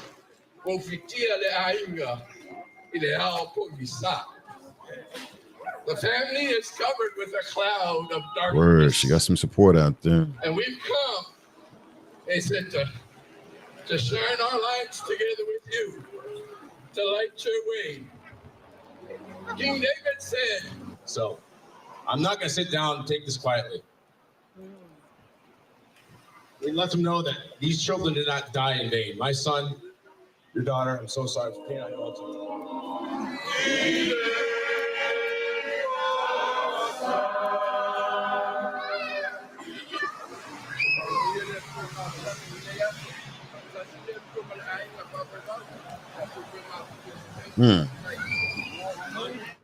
We have multiple stories on Leafa.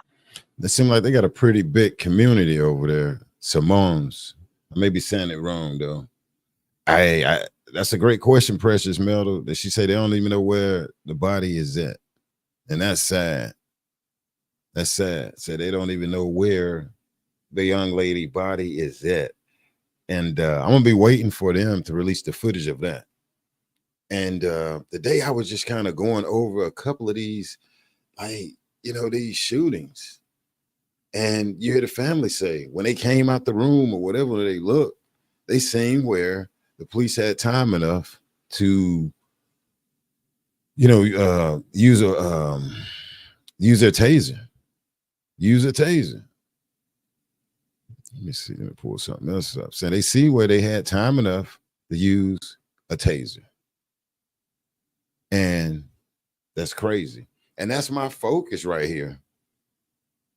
You know, at one point, I didn't pay it no attention. Then it got to points, definitely with Sonya Massey, where I'm looking like, come on, man. Y'all could have used a taser. Matter of fact, you shouldn't have used nothing on Sonya Massey because you shouldn't have had your ass in the house in the first place. Okay? You shouldn't have been in Sonya Massey's house in the first place. These people came and got inside of these people's house. And now they 16-year-old sister, loved one, an aunt, sister, is no longer with them.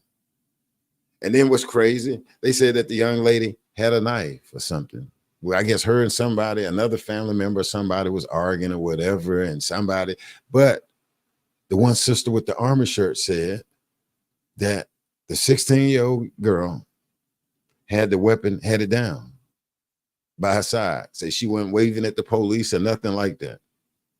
So they talking to her, and she barely understands English. She barely understood English. And say she did a quick movement or whatever. And she said the first cop let off 3 rounds and the second cop let off some more rounds. I don't think she was quite sure exactly how many the other one let off, but she know they start letting off rounds into the young lady. And then what she said, they covered her face up with a blanket or whatever, and then telling everybody else in the house, like, move back, get out the way, and all of this. And her mom is sitting right there. Her mom is right there in the front room. I seen that happen when I was underage. Well, not underage. I had just got my driving license. I think I had just turned 21. I think it was 20 or either 18. And I seen the police tell my aunt to shut up. And she was getting out the car, and they slammed the door, almost slammed her leg back in there. Whoa, I don't disrespect my aunt. And then to see them disrespect her like that, and where I need her to speak for me because I don't know how to talk to the police. And they told her to get back in there and shut up and all this. These police will tell your aunts to shut up. They'll tell your mom to shut up. They'll tell your daddy to shut up. They'll tell you to shut up. They'll say, shut up. Who? The police, the deputies. They'll tell you shut up because their training is trained. They've been trained to be scared. We're training y'all to be scared as hell. We're training y'all to be welcome to the cadet class. We're training you to be a sheriff and to be scared as hell. Welcome to this police class or whatever. We're training you to be a police officer of this city right here and to be scared as hell. You tell the mama to shut the hell up. You tell the daddy, the aunt, the cousin, and anybody. If the mama sitting in a chair, you come there, you tell her to shut the hell up and sit down. That's what we get out of it. So if the police department come in here, don't say no, that's what we get out of it. When your officers get out there, either you can told them or don't told them, that's how they talk to a lot of us. And we can pay their damn salary around here, going to the gas stations, going to events and stuff throughout the city. The taxpayers, why we got to pay taxes for them to talk shit to us? They talk shit to us. The pull out a lethal firearm. And then you got this young lady over here, Victoria Lee, the Asian young lady, paying taxes somewhere in that city when the taxes she paid could have paid for them to use the taser on her. But they took a damn vote right there. Who out? Raise your hand if we're gonna go all lethal. Lethal. The black guy that was standing there, his ignorant ass, that cop, got a whole taser right here. Who? Over there, the one with the Chinese, that black cop right there. Then you got the white cop standing over there. This ain't a race thing. His taser sitting up there. He's sitting there just like he damn Andy from Mayberry's Goober. Like, well, I'm just letting me know I'm ready, bro. Like, what is going on, y'all? With these damn polices is what we have to ask. What the hell is going on with the police departments out here? With our police departments. Damn shame. We don't want them at the house. We don't want them to come out. None of that. Last time I called them, long time ago, like I said, little boy ran away. I don't do his family or none of that. It's like 2-something in the morning.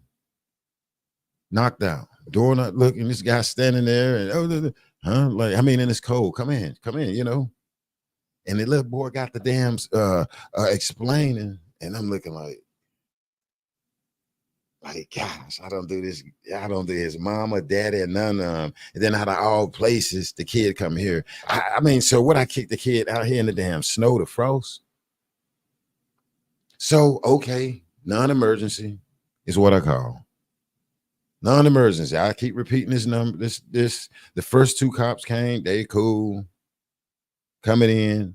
Okay, yeah, come in. That way, I mean, I'm letting them know that this guy here, two come in. I go to close the door. The African cop, foot in the door. Boom, what you doing? What the fuck you doing? Move your foot. No. Yes. Man, him going back and forth because why you got your foot in my door? And these other cops in here talking to the little boy with respect, treating me with respect. But when I turn around to close my door, I called on a non-emergency number. And he telling me I can't close my door. No, we got to close this up. No, you ain't. Yes, we did. No, you ain't. I'm not finna to whoop their ass. I'm in a whole robe right here. And so now he wants to be the damn hero. Who? The brother cop. He wants to be a damn hero. Got his police boot foot in my damn door. Like I want to heat up the neighborhood. You always have one of these cops that want to be the damn Monday morning quarterback, Monday night primetime quarterback.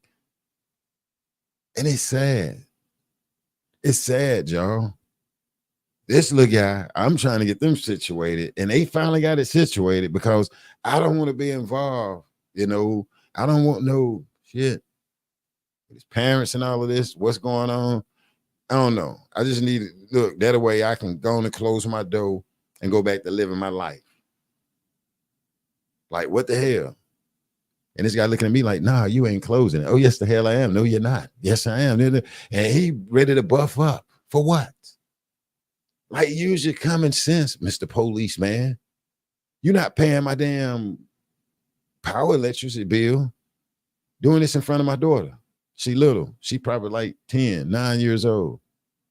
He didn't care. So it's a lot of us across this country had these type of stories. When the police, you know, we encounter them.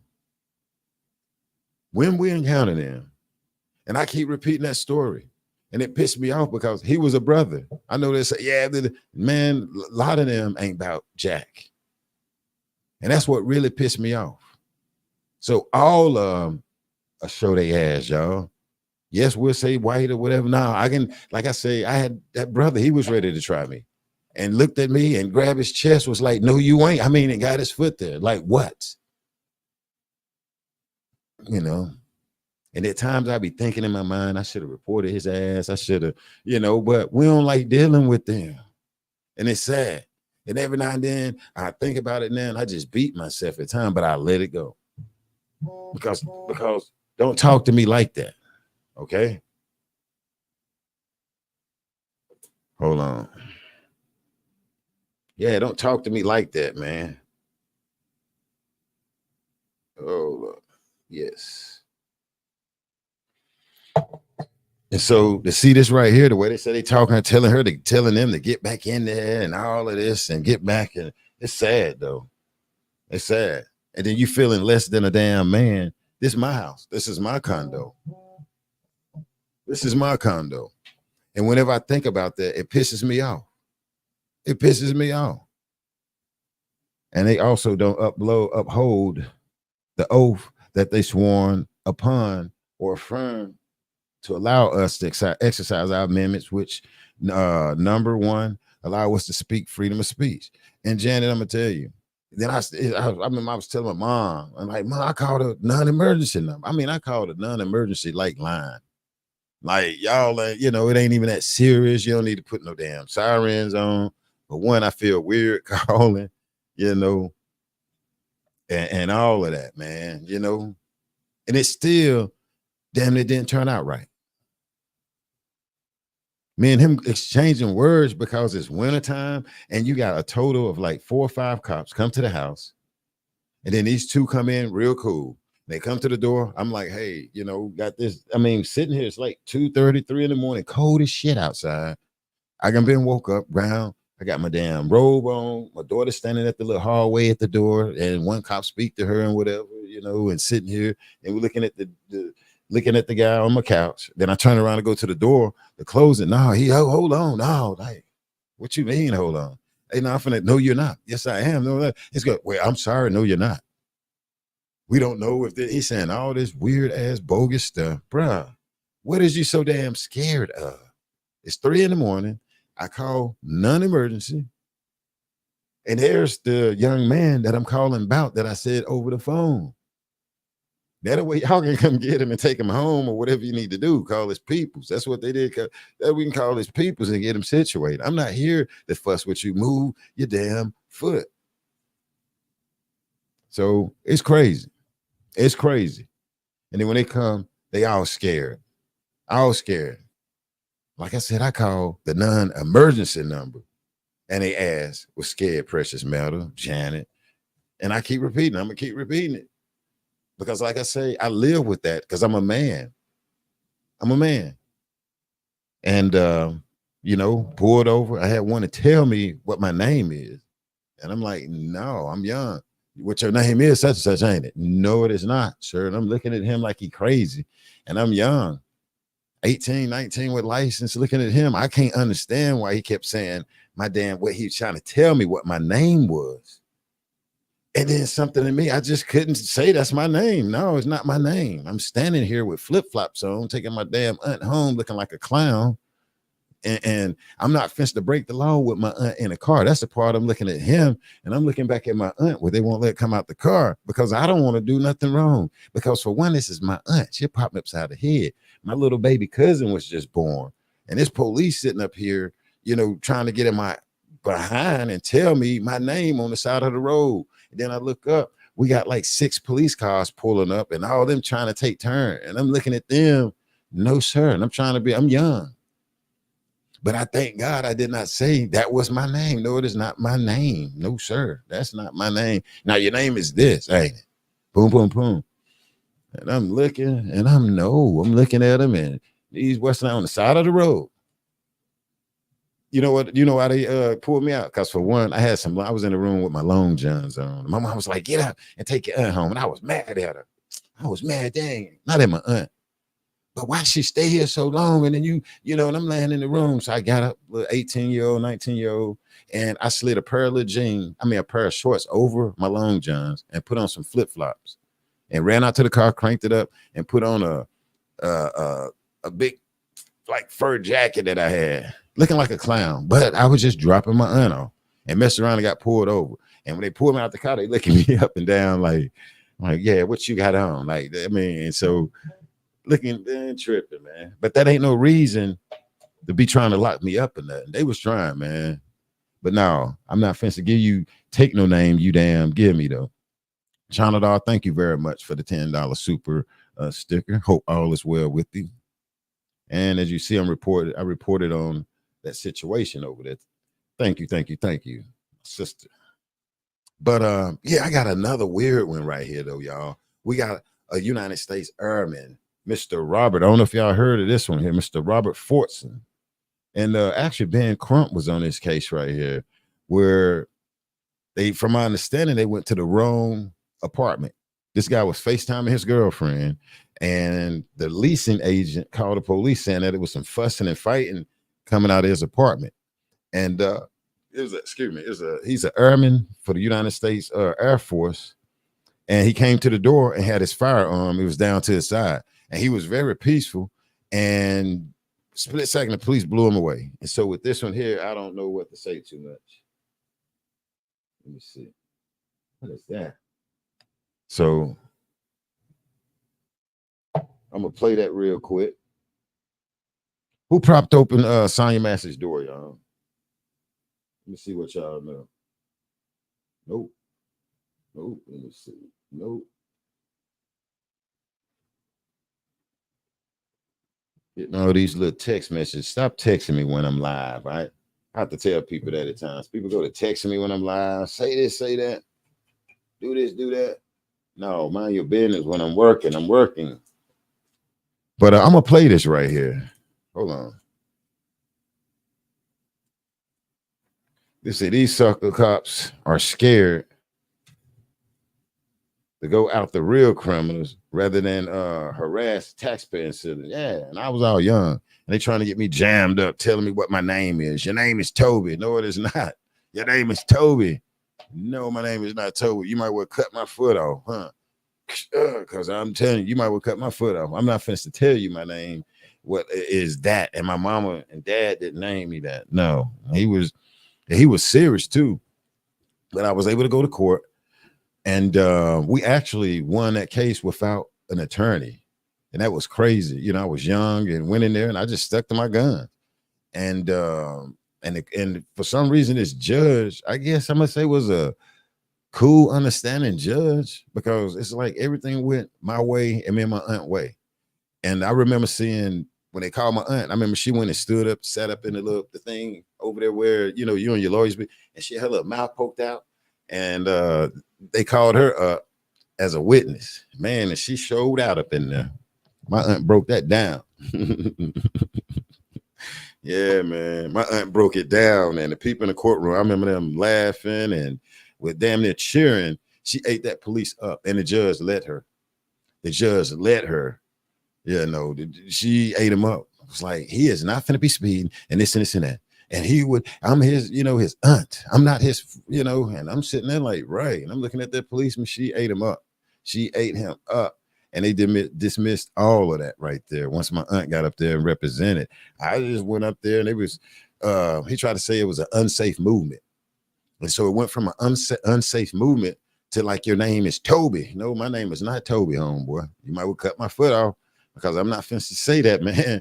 I'm not, you saying I'm John. My name is not John. You're John Hopkins, and I'm not John Hopkins, and I'm all young. I'm a little like 19-year-old little dude, 18-year-old, never been in trouble with the police. That's all my cousins and everybody. Now I'm not finished to say that. No. So, but yeah, my aunt represented, and they threw it out. And yeah, and then eventually, and see stuff like that, we get that expunged off the record. I'm gonna say that. You get that expunged off your damn record. And the courts ought to take stuff off like that. When you found not guilty on them traffic, they ought to foot the bill. But here in America, they be leaving it on there, even if it's dismissed. No, y'all need to take that shit off. Weird asses getting people jammed up, and then they going through life where they have to damn pay for it to get off. It's easy to get it on there, and then you have to pay to get it off, though. Yeah, get it off. You got that mess on there, y'all. Take your time and get it off. And if you know what you're doing, you can get it off yourself, though. Hold on one second, y'all. My mom, hold on.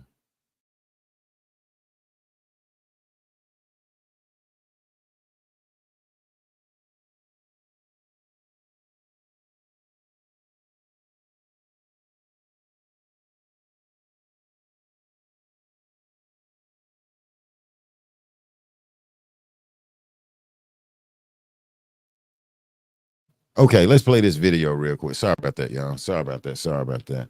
Let me see. And this right here is, let me see, a U.S. Airman. His name is Roger Fortson. And I seen Ben Crump on it. You know what I'm saying? Ben everywhere, though, bro. Couple of cases and stuff out here in America. But the leasing agent called the police and said they heard some fussing and cussing, or some people in there about to move some damn frontage or whatever. So, you know, so I think I'm gonna play some of the video where they walked up to his house, and you know, it ain't right though. Hopefully, let me make sure the parental I can't even say it right and shit. I'm bad with names. All right, but anyway, it's gonna be a little graphic though. Robert Fortson, young man. News tonight, more records have been released by the Okaloosa County Sheriff's Office surrounding the death of Robert Fortson. And this was in Florida down at Stand Your Ground place. And so we allowed to walk around with firearms down. It's a stand your ground, you know, law down there, but he didn't pull it on the police though. But let's go. Fortson was shot and killed by an OSCO deputy at his apartment just a few weeks ago. News Channel 7's Claire Jones has been combing through the records that were just released a short time ago. Claire, what can you tell us? Guys, these records were released just before 5 p.m. this afternoon. They include the 2 calls that were made, one to the sheriff's office's non-emergency line and the other to 911. There are also multiple pages of an incident report made at the time of the shooting. Here's part of the initial call made to authorities reporting a disturbance at an apartment complex off of Racetrack Road. It's going to be 319 Racetrack Road Northwest is the exact address of the building. And then the apartment number is going to be 1401. The sheriff's office then responded to the apartment complex where an officer approached Fortson at the apartment number 1401. That's when the shots were fired, causing. Okay, let's see the young man. They say he don't have a criminal record or nothing. And they say that the police was at the wrong house. And if you see, he has his gun, it's down to the side, and he's not pointing it in whatever. And so people crying out saying, yo, you know, it's a stand your ground. And so this one here is kind of tricky right here. This is a case that's going to be kind of tricky, though. But let me let it go. But do you see his firearm he got in his hand, and his girlfriend is on the phone. They're FaceTiming each other. And his phone is going to fall on the floor, and his girlfriend, you know, they got from her end, we're showing the ceiling fan and the police talking to him. But as you see, he got his firearm, 9mm gun issued by the United States military in his hand right there. Let's go. Fortson's death. Another record released today includes a second 911 call saying shots were fired. Also released today, many pages of the incident report made at the time of the shooting. However, they are heavily redacted. The Okaloosa County Sheriff's Office says they remain committed to transparency and accountability as they work to determine the facts and take appropriate action. The case is still under investigation by the FDLE. I just heard, like, I promise you, it sounded like 3 or 4 gunshots, and then I heard her running and screaming. And I know there's a kid up there. Yeah. And that's why I'm freaking out. Yeah, we have our deputies on scene there with them now. And here you can see some of those records that were released. And in the next few shots, you can tell they were heavily redacted. And again, the sheriff's office says they have released these in there as they continue their investigation. How do you release this stuff and it's heavy redacted like that? It's a blank piece of paper. The sheriffs be tripping. Investigation. And again, the FDLE is also investigating. And we've also reached out to Bren Crump's office to get their response to these latest records that have been released. Crump is representing the Fortson family, and this case is far from over. We will keep you updated, and of course, we'll post more of these records at WJHG.com. All right, I'm gonna stop it right there. They got so I don't know. Okay, Purple Sack says she's seen it, and it just came to me. Actually, I seen it the other day online. I mean, on TV. I was seeing it here, and on TV it came up, and I was like, "Wow!" And I Googled it and looked up, and was like, "Damn, okay."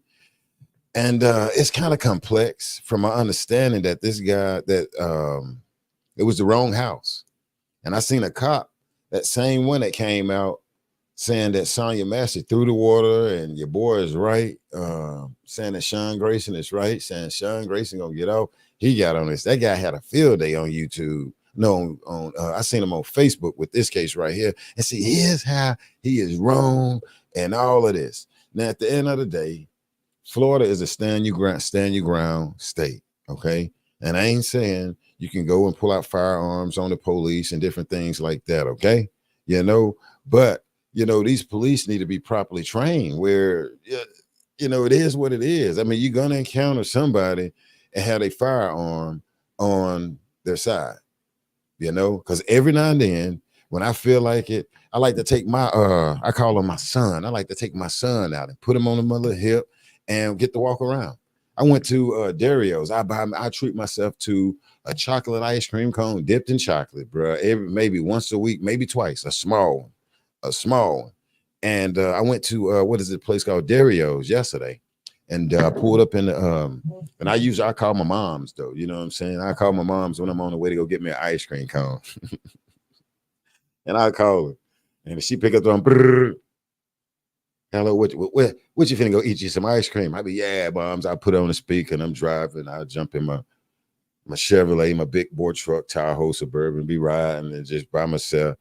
And I go get my ice cream cone. And when I came through, say for instance, the drive, I was pulling in, and I looked over to my left, people that's out here that's eating over here.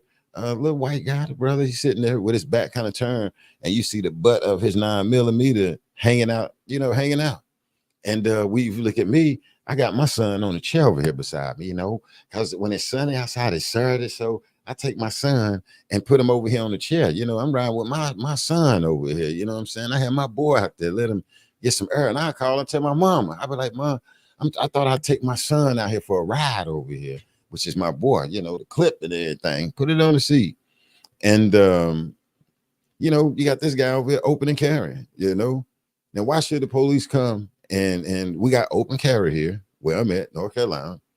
I go into stores every now and then. I walk in and I see some blacks. I see a white guy, and then I be like, I go and have to go home and look at the news, see that something happened or whatever. You know what I'm saying? Because sometimes when something happened around here, people start opening carrying.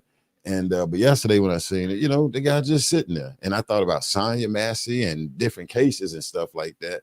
Like, now, what is he doing besides eating some ice cream? And I'm finna get some, and I got mine on the seat right here. You know what I'm saying? And it's crazy, y'all. It's crazy. It's crazy, to be able to have a peace. And then out of all cities, you got Florida. Stand your ground down there. You remember Trayvon Martin? We got that down there. We got the, let me see something. And this guy, the sheriff's office then he had his responded firearm to by the his apartment side. complex where an officer approached Fortson at the apartment number 1401. And as you look right there, and the cop, we got the other video where the cop real quick, put it down, step back, and bam, bam, bam. I mean, it was quick. And I think Purple Sax said she saw it. Was that this case? Yeah, Purple Sax. And as soon as he opened the door, the cop just, snap, pulled out his firearm quick, pow, pow, pow. Open up the door, move back, pow, pow, pow. I mean, it was just quick. This young man got his firearm right there. Now, if he come to the door and got his firearm, let's say I wanted to stream it in his holster. Well, if you open up the door and you got it in your holster, will this cop still shoot? And then you got this other guy that's like a cop, YouTuber, or whatever. But see, before, and see, he was on the phone and he been arguing, and dude just making all this damn scenarios against the brother, not against the cop or nobody. It'd be the person, the black person, and he showed a white guy. It's either the white guy and the black guy. And see, they would have did, dude, so the police can't be wrong, period, because you're ex-cop. Okay, the white guy, and then what I'm saying, he was going against a black guy and a white dude that had they firearm. It showed a picture of the white guy with the gun in his hand at the door and the black guy. And then this cop over here, man, let's see, this is where it be. Let me tell you how it's justifiable. And I'm just shaking my damn head, because if the cop think, maybe what if and all that, bruh. And see, the cops can say this and they can say that. You know what, man? Y'all needs to be damn, y'all, the boy. Let me see. Janet say there is no statute on murder. President Biden should have every murder by police looked into again and prosecute each one. He need to. I mean, this is on their watch. This is on Joe Biden and Kamala Harris watch. I get some people say Trump want to have Amazon. Bruh, we can't don't even put Trump in the White House right now. Oh, we talking about now what Joe Biden and what Kamala Harris need to do. Don't just call their family. Hey, I'm sorry to hear about that. Okay, you take care, Miss Donna Massey. Oh, Joe, I just woke up. They said, no, man, my thing is, come on, y'all, we got to wake up. Whoever is in there right now needs to make sure this shit stop happening, okay? If they're gonna get our vote, we need to make sure it stop happening. Okay, who in it? Joe and Kamala, whatever you call her name or whatever. I mean, she needs to be advocating, saying that she want to make sure. Well, hell, she ran the cops away. I'm gonna be honest with you. When she was sending to fund the police, and a lot of these, police department depleted. They jetted. When she said that, I'm gonna be honest with you, back then, they jetted, man. They was like, what the hell? But my thing is, this is not good, y'all. This is not good with the police, what is going on, especially with this mental health situation. Especially with this mental health situation. This is uncalled for. Lord forbid I mess around and get sick, lose my mind, open up the door. I'm out of here. Because these cops is not going to think about no damn taser. Come on, man. Now you can go online and we can Google cops tasing people. Okay, we'll probably see it. But this either person they can ran up on and they clearly don't have nothing. They clearly don't have nothing in their hands. And they tasing or whatever. I got to give it to one cop. One cop pulled up and went in and was like, all right, I'm going to fist fight you. And boy, I watched that video. I'd be laughing. I kind of gave him credit right there. Cause he was like, I ain't gonna use no tasers, no damn guns or nothing. The little white cop, and he got tired though. They was out there throwing hands with it. I was like, nah, he took it back to the old school. Boy, that dude there. Now, why can't cops do that? They scared. That little white cop dude had some little heart. And he wasn't no MA fighting where he was trying. And I think it was a Spanish guy. Man, I don't even think he got him in the end though, but I was like, I respect that cop. The dude and the police did not pull a taser out, no mace or nothing. You know, he went to the old school. He had all his stuff on, body cam, and he ain't pull out nothing. He just tried to do it with his hand. But like, bruh, you know, okay, it's okay if you try to use a taser, dude, breaking the law or whatever. But that guy there, it's funny every time I see that video. Dude was like, okay, well, we're gonna do this with our hands, y'all. And it was funny as hell, Precious Miller. It was funny as hell. I mean, because that average cop is finna pull out his firearm. He ain't fenced to fight with you because he's scared, tussle with you. But that one little cop, though, he was trying, boy. And boy, they was getting on top of each other. And I don't know if it was a Spanish dude, but they was out there murking out. Boy, that was the best laugh of my life right there. Because you don't see a cop saying, well, I ain't finna use none of this. I'm gonna subdue you and we're gonna fight it out till I get you. And it was just like, damn, okay, you know. And he didn't use his taser. He didn't use a firearm. He didn't use no mace or nothing. You know what I'm saying? He ain't pull out that one ton, that metal thing, none of that. And they was out there just to lick. At times they looked afflicted though. You know what I'm saying? Like both y'all look afflicted, but they were, you know, and I kind of respected the cop a little bit, not that one, that situation. And because for one, he gave me a good laugh to see a cop in uniform fighting an average person out here. And you know, it's like, nah, I'm doing this with my hands. Oh, that was funny. That was funny though. Excuse me, y'all. When I think of that, that was funny as hell.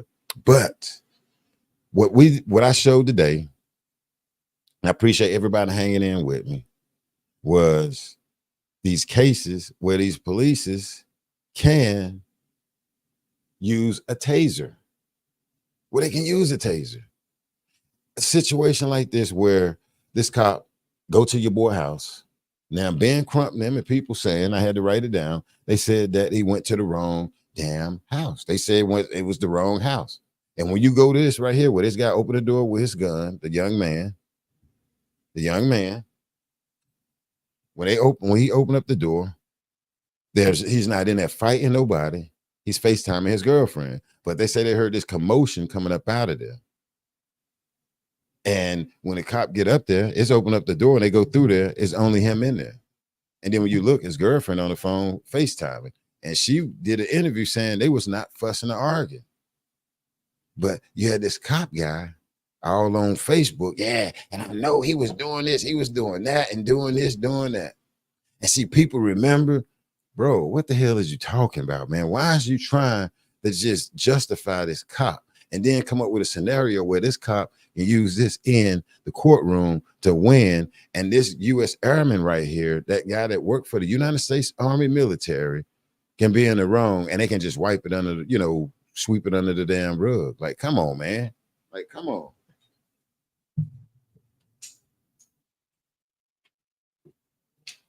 Oh, boy. Yeah, so it's crazy. But I'm going to pull up this real quick, though. Hold on. Let me pull up something real quick. What's up, Betty Yellow? What's up, Cara Bear? Let me pull up something real quick. Who opened that door, man? Let's see. Let me see real quick. Let me close all these other ones here. Let me see. I'm not gonna play that full video of Sonya Massey, but we're gonna see who opened up the door. I had some people to say black. I had some people to say black. They said Dawson opened up the door. Let me see. Let's see who opened up the door. Some people say, nah, it was Sean Grayson. Let's see who opened up this door. Can we see who opened up this door, y'all? On this beautiful Sunday. How everybody doing out there? I'm gonna send mad love to Sonya Massey's family, father, her auntie. Her auntie was in here to her auntie. I'm not gonna play that video all the way through. We're finna to go over and see who opened up the door. We almost had so we won't have a little debate. We're gonna have a little debate. Who y'all think opened up the door before I play it? Sangamon County Sheriff Office, officer involved. Put in the chat. Who y'all think opened up the door? We're gonna get to the bottom of it, all right? Campbell said Grayson opened the door when he arrived. Anybody else? Anybody else? Who opened up the door? Cause we finna see it. We're gonna blow it up and everything. I'm gonna make sure I blow it up. I seen some people say Dawson opened it up. He had gloves on. See the gloves? Campbell said Grayson opened up the door. Short fuse. Demon Man. I wonder how he liking them damn pinto beans in there. Huh? I wonder how he liking that jail food. I wonder how he liking that. All right, I was trying to wait on somebody else. Okay, well, let's get to it. Let me move that sign down there. Let's get to it. Let's see who opened up the door. Let me see, can I make it even bigger? Let's see. Yeah, let's see, can we make it bigger? Let me see. Ernest said, I thought Grayson. Let me see. Queen McBride said Sean. Bertha said Grayson. Grayson Cam was on. Our Queen Tracy said Sean. When he arrived, he checked the grounds and he went to the house door to knock for Sonya. Love say Grayson is suffering in that 10. Yeah, good. That's right. He better be. He's suffering in there. Oh, I wish I was home with my grandma. His grandma tried to come out there and talk junk to us in telling our peoples, and she don't get that. It's everybody out there, blacks, whites, and everybody out there telling them to save their sweat gland. Hell no. Hell no. We finna let them pour out. And that's why your grandboy is locked up. But let's see, did her grandboy open up the door? Come on. All right, where is it at? Come on. Let me see. Let me see.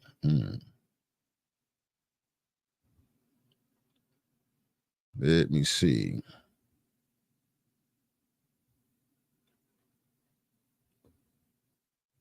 Hey, come on.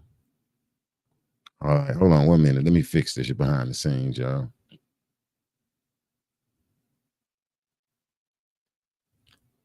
Why is it tripping? Okay. Let me see. Boom. All right, let's pull it up right here. Okay, come on. Let's see who open up this door. What is that? What is that?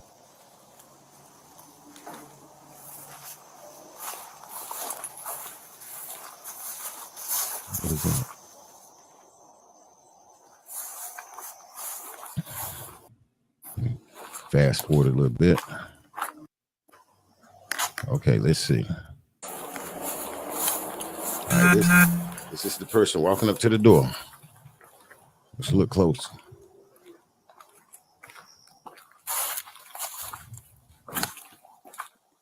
Because remember, they said, now remember we read the other night, they said Grayson didn't have his body cam on to after the 3 shots. Okay, remember that? Y'all remember we went over that? Let's see.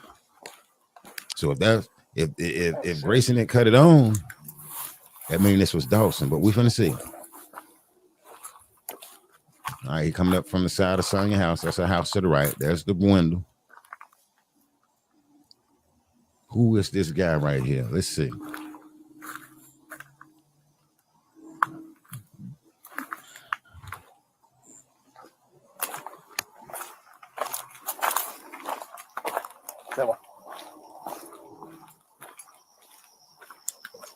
All right, let's see. He's gonna come around in front of Sonya house. Let's see. Let me pause it because I can't see what y'all saying over there. Let me see.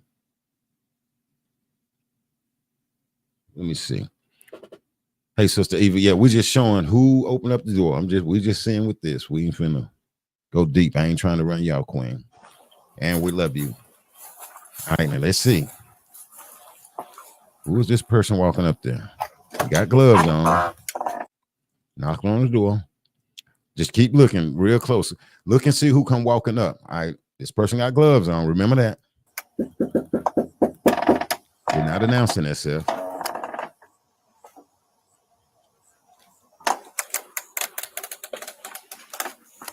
Okay, they opening up the latch. Look close. And there's the other officer over there in the other yard.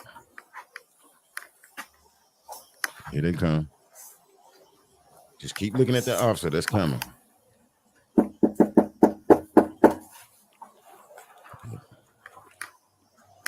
All right, now see this guy's moving back. Let me see. Now look at this person that's going to walk up, all right? There's a bike sitting back there. Wow, that's Sean Grayson walking up. I don't know if it's her. Look at that. So you mean to tell me, see, did y'all see it? Did you see it? I'm going to sit and wait. Then you see Sean Grayson just come walking from over across the other yard, and Officer Dawson open up the door. If you didn't see it, I'm going to wind it back. Let me wait till a comment before I go further, okay? Because Dawson over there opening up doors, and he ought to be ashamed of himself. Did y'all see it? I'm waiting on the comment, and then I'm gonna play it again. That way you see this person right here come walking up. Because right now, this is Dawson. I mean, this is Grayson, Demon Man. This Seabag. All right, I'm waiting. Matter of fact, while I'm waiting, I'm gonna wind it back. Let me move it back an inch. All right. Now you see this person? They putting the latch on the door with the gloves. Now watch the other officer come walking up. Who is this other officer walking up? Look real close. Here you come. And whoever this is gonna come walking directly up. Not. And you see the camera, and this guy's moving back behind the door. Now he moved back away from the front porch, like he's standing back behind the door. Who is this walking up right here? There's a bike sitting back there. Who is that? Back door. I don't know if it's hers. Who is this guy walking up to the porch? Right there. Who is that? Love tapping. Ooh, he bamming on the door hard. Now who is that? Huh? Okay, I see now. I thought it was Grayson. Right. Who opened the door? Me too. I thought it was Grayson too, Ernie. And see, it's okay. I even thought it was too. And I was wearing him out. Grayson opened up the door. And then when Grayson came, Grayson said, boom, boom, boom, boom, boom, boom. He did that Demon Man now. So Dawson Farley opening up people's doors, putting the latch on it. I had a sister come in and was like, Sean Grayson did not. Oh, hey, baby, can you please call me Black first? You know, like Black. Like Sean Grayson didn't open the door. It was Dawson. And it tripped me out. And I went back and looked. And my team came and was like, okay. Oh, so y'all still think it's Sean? All right, let me wind it back. Yep. Okay, let me wind it back. Who opened up the door? Yeah, it was the partner. Keep playing it. All right, watch this, Queen. Just watch it. We're going to get it. Watch this. And this is Sean Grayson bamming on the door hard. Here you go. Now, this body cam footage right here is going to move back out they open up the door, like damn near off the porch. And then as the body cam is filming, look who is walking up to the porch. All right, here's this person. He's filming it. And then you see a flashlight over in the other yard with a person coming. Watch this person that walk up.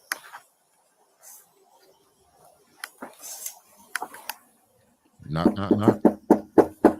That's a little knock that person did. All right, and that person moved behind the door, away from like the porch a little bit, standing behind it. Who is this walking up? Look. Sitting back there. Where? On the back door. I don't know if it's hers. But... Who is that walking up to the porch now? Love tapping. Who is that?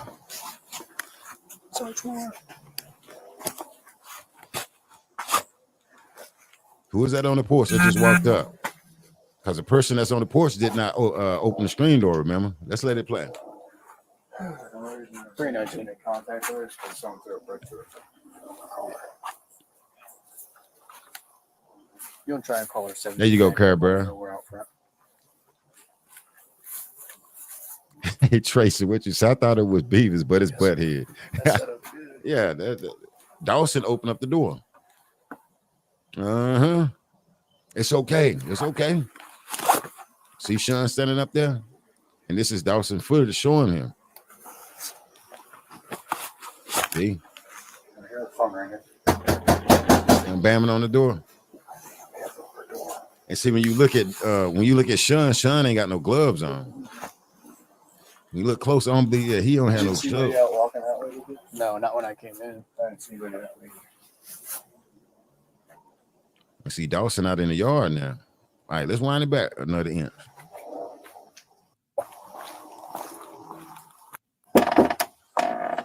All right. This supposed to be Dawson right here that opened up the door. Now he finna move back. Well, he finna put the latch on. He got the gloves on. Now you see an officer over there to the right in the people yard walking up. See, that person is on the way to the porch. Check it out. Knock, knock, knock. This person doing a little knock. And you look through the mirror, he kind of skinny, whoever that is. All right, then this person moving back from the porch a little bit. Now, who is this walking up? And watch their demeanor. On the back door. I don't know if it's hers. But... I love tapping. Wow, man, you got to beat that hard, bro. Sean Grayson. All right, let me look over here because I can't see the comment. Did y'all get it? Yeah, because Sean Grayson body cam is off. But what if it was on though, Tracy, and the police department ain't saying it? What if it was on and the police department wasn't saying it? Look at Queen Eva say, wow, it was Dawson. He over there at our baby girl house opening up doors. Okay. And then some people like, man, no, he's still wrong. I heard one dude say, well, policy ain't law. Damn right it ain't. And when I started analyzing this video, I was letting people know that policy ain't law, but he need to follow it though. Since he's an employee of Sangamon County Sheriff Department over there, he needed to follow a policy, okay? It was his job where he signed an oath for him to follow the policy, the company policy. And put my straw down. Which one of these straws I need right here? Which one of these? Let me make me a cigarette in here.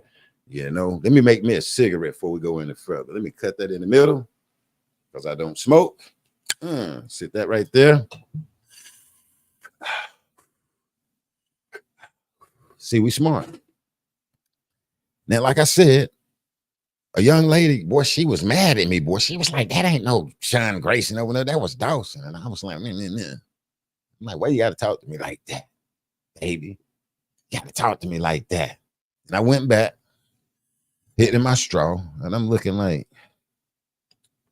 I'm smoking, like acting like it's a joint. I'm like, it's me in front of it. I'm hitting it. Ain't no smoke coming out. And then I look. I say, damn. Now they got plenty of videos. Some of them look clear, some of them look, and they clearly show Dawson Farley open up baby girl door. Then he got that little girl knock. Sonya ain't hear that. He need to learn to be like a man, but he ain't got to try to knock the damn door down like Sean Grayson did, okay? Let me see. Then he need to say, you know what, Black? That's Sean knocking on the door. Like he crazy. Thank you, Queen. Thank you, Queen. You know, Black, a lot of times the dispatch person tell you that they are going to stay on the line until officers get there. They tell you step by step. They sure do. They sure do. Mm-hmm. Mm-hmm. And when you notice, Queen said, Janet say, if you notice when Grayson put his hands on his gun, he didn't have gloves on. His partner have gloves on. Boom, there you go. There you go. And that's the other thing. So if we go further with this video, just look for the person with gloves. And it's not Sean Grayson. And so at first, shit, like I said, I was like the rest of it. And I was like in Sean, in the spirit, boy, he out here opening up doors. See, both of them was being grown that night. Why is Dawson over there and his little homeboys all on Facebook and home there? He's a good guy. He's this. He's that. No, he can go to hell too. Some of these people just need to go to hell. Hit your straw, Black. I had some family calling me the other night laughing to me, man, when you said some people need to go to hell, they do. Some of them need to just go straight to hell. No pit stops, no rest stops, and none of that. Go on down there with your homeboy Satan with no shoes on. Let it burn your feet. They need to. Because, see, you should have stayed away from Sonya Massey's house. See, y'all police like to get out here and then go to training, and it feels good when they tell you, oh, nah, you can use your firearm when you feel scared. You know, oh, I got a license to lay somebody out. See, what we understand, y'all, is they take pride in that. They taking pride in that. They go to the little what is it, the little academy, and they in that part they be reading that when they be in the academy when it comes to firearm class. They be right. Who wants to take a class and then wants to be in a position where you gotta take somebody's life? Sean Grayson, Sean. He can say whatever he wants. And then you can fast forward to this pot. Oh my God, she threw the pot. Man, come on. Dawson opened up the front he opened up the front door, the screen door, put the latch on it, all of that. We would not overhit Black CEO Media, skip and speed up and slow down, nothing dealing with no pot. She ain't throw no pot. Hit your breast. No. She ain't throw no pot. Sonya Massey ain't throw no pot. Go to hell. Eat your cornbread. You can go to hell.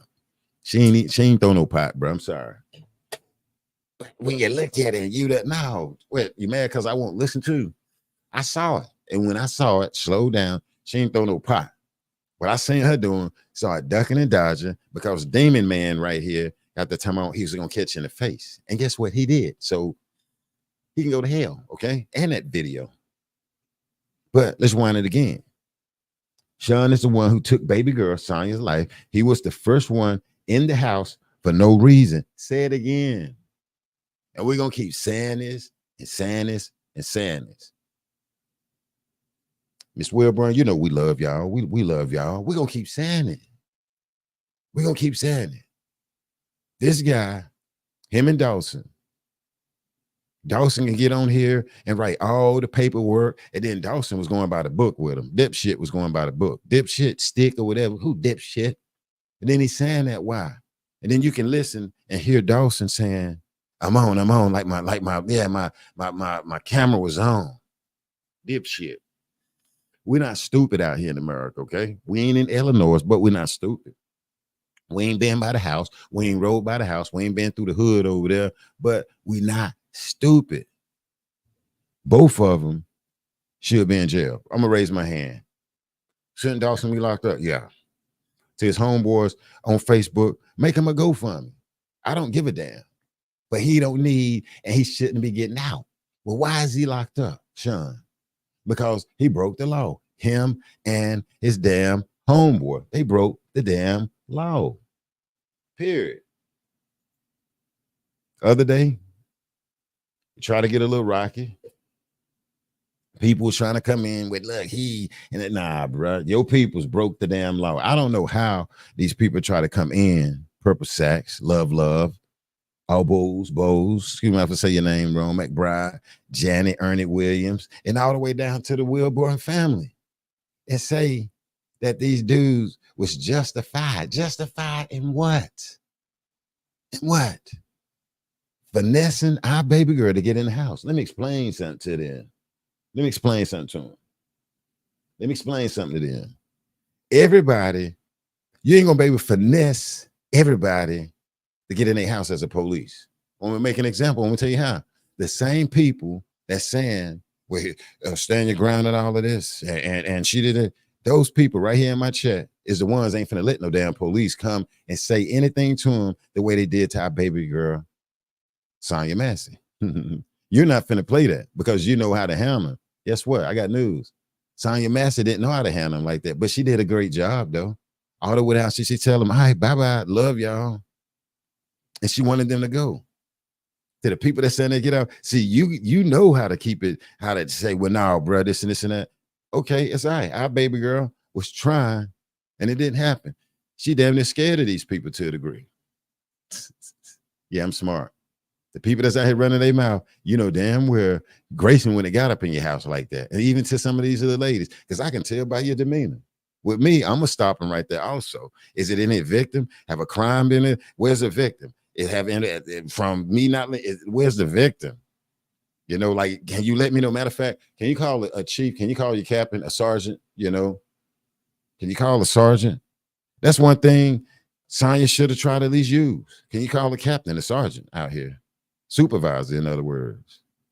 And see these people that's out here that's going against our baby girl, they're the ones that do it. Yeah, they smart. They know damn well that he wouldn't have got up in there, but they got the nerve and audacity though.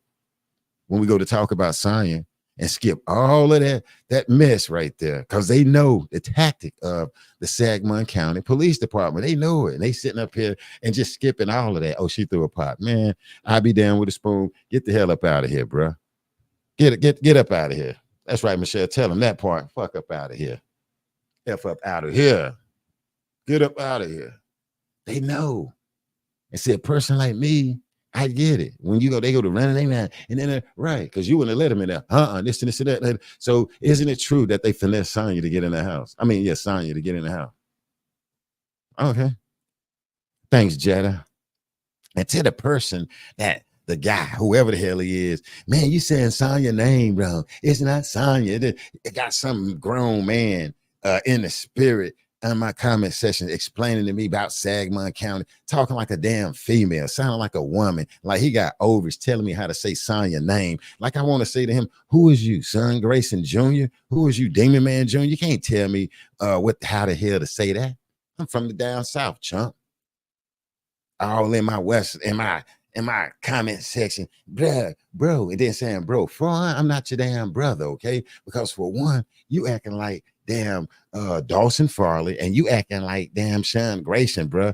Talking about I ain't saying Sonya name right. Well, you need to get your ass on the page and go out here and advocate for our baby girl Sonya Massey instead of sitting up here trying to correct a grown man.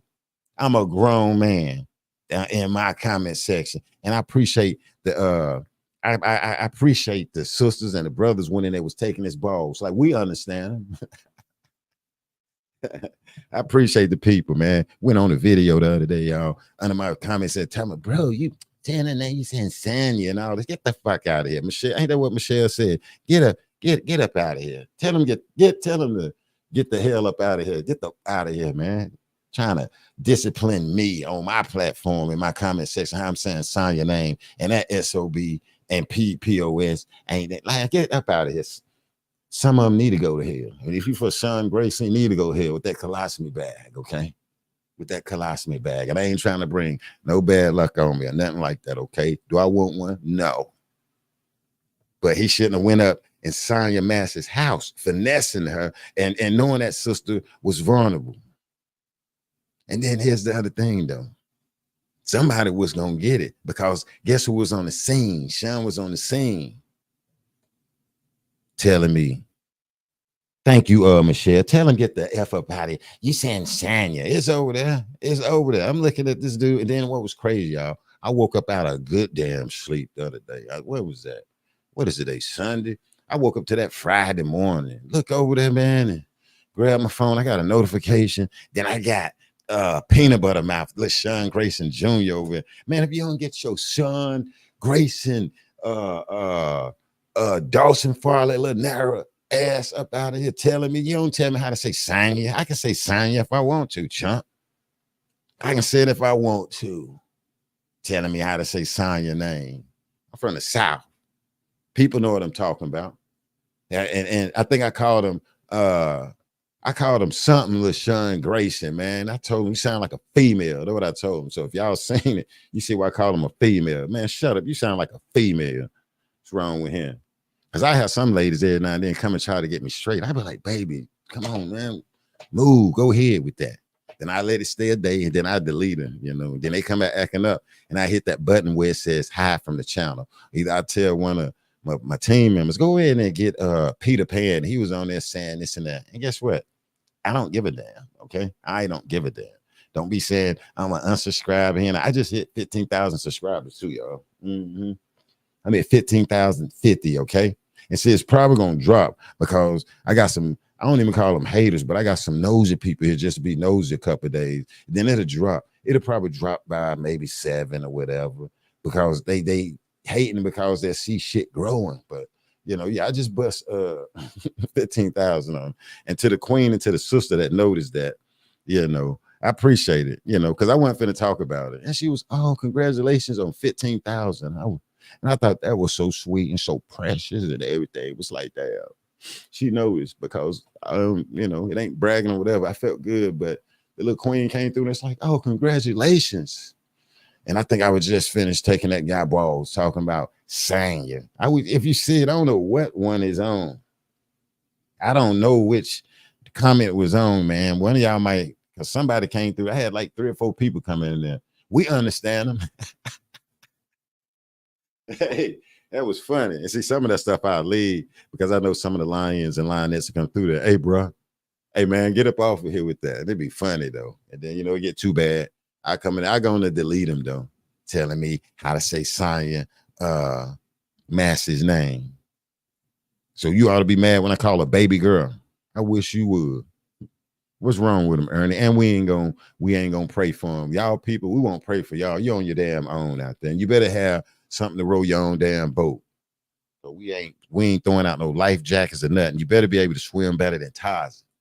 But anyway, we ain't gonna get distracted. We ain't gonna get distracted, justified in that ego. Sean Grayson came walking up later with no gloves on. And that was a great point that somebody else was like, yo, if you notice, Sean ain't got no gloves on.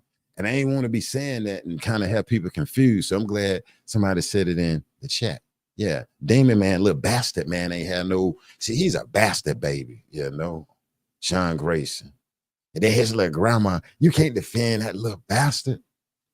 That bastard went in there and set that baby girl up like she ain't have a father, like she ain't have a mother or whatever. Okay? And then every now and then when I think about that one guy said that she was on the booze. That's why I be taking Sean Grayson and balls. When I hear them say stuff like that, that's why I come on here and I take these people balls and put them up on the fence and slide them down in there. Slide them down in between the wood and fence. But yeah, Dawson, I'm gonna work on his little ass this week too, though. So I might be dropping a video either tomorrow. And y'all gotta watch it. Some people say, man, I hate I missed the line. No, I drop videos when I get busy. Y'all know I have to go do my exercise, have my heart medicine and all of that out here so I can come up here. Okay, y'all know what I went through, you know what I'm saying? So I have to do my exercise, my cardio and different things like that. So I may just drop a video. I'm about to put that up there. Home with a place where we do lives and I drop a video.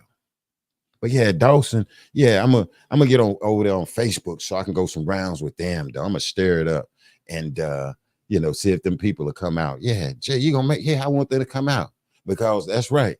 Him and his homeboy went over to the house and they stirred up some BS.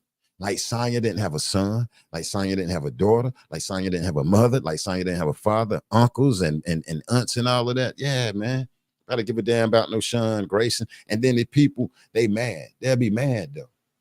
Like they just, you know, with Sean, yeah, we get that you like the boys in blue. We want to like the police too, okay? Damn it, we want to like them too. But they got to do better. They got to do better. Okay?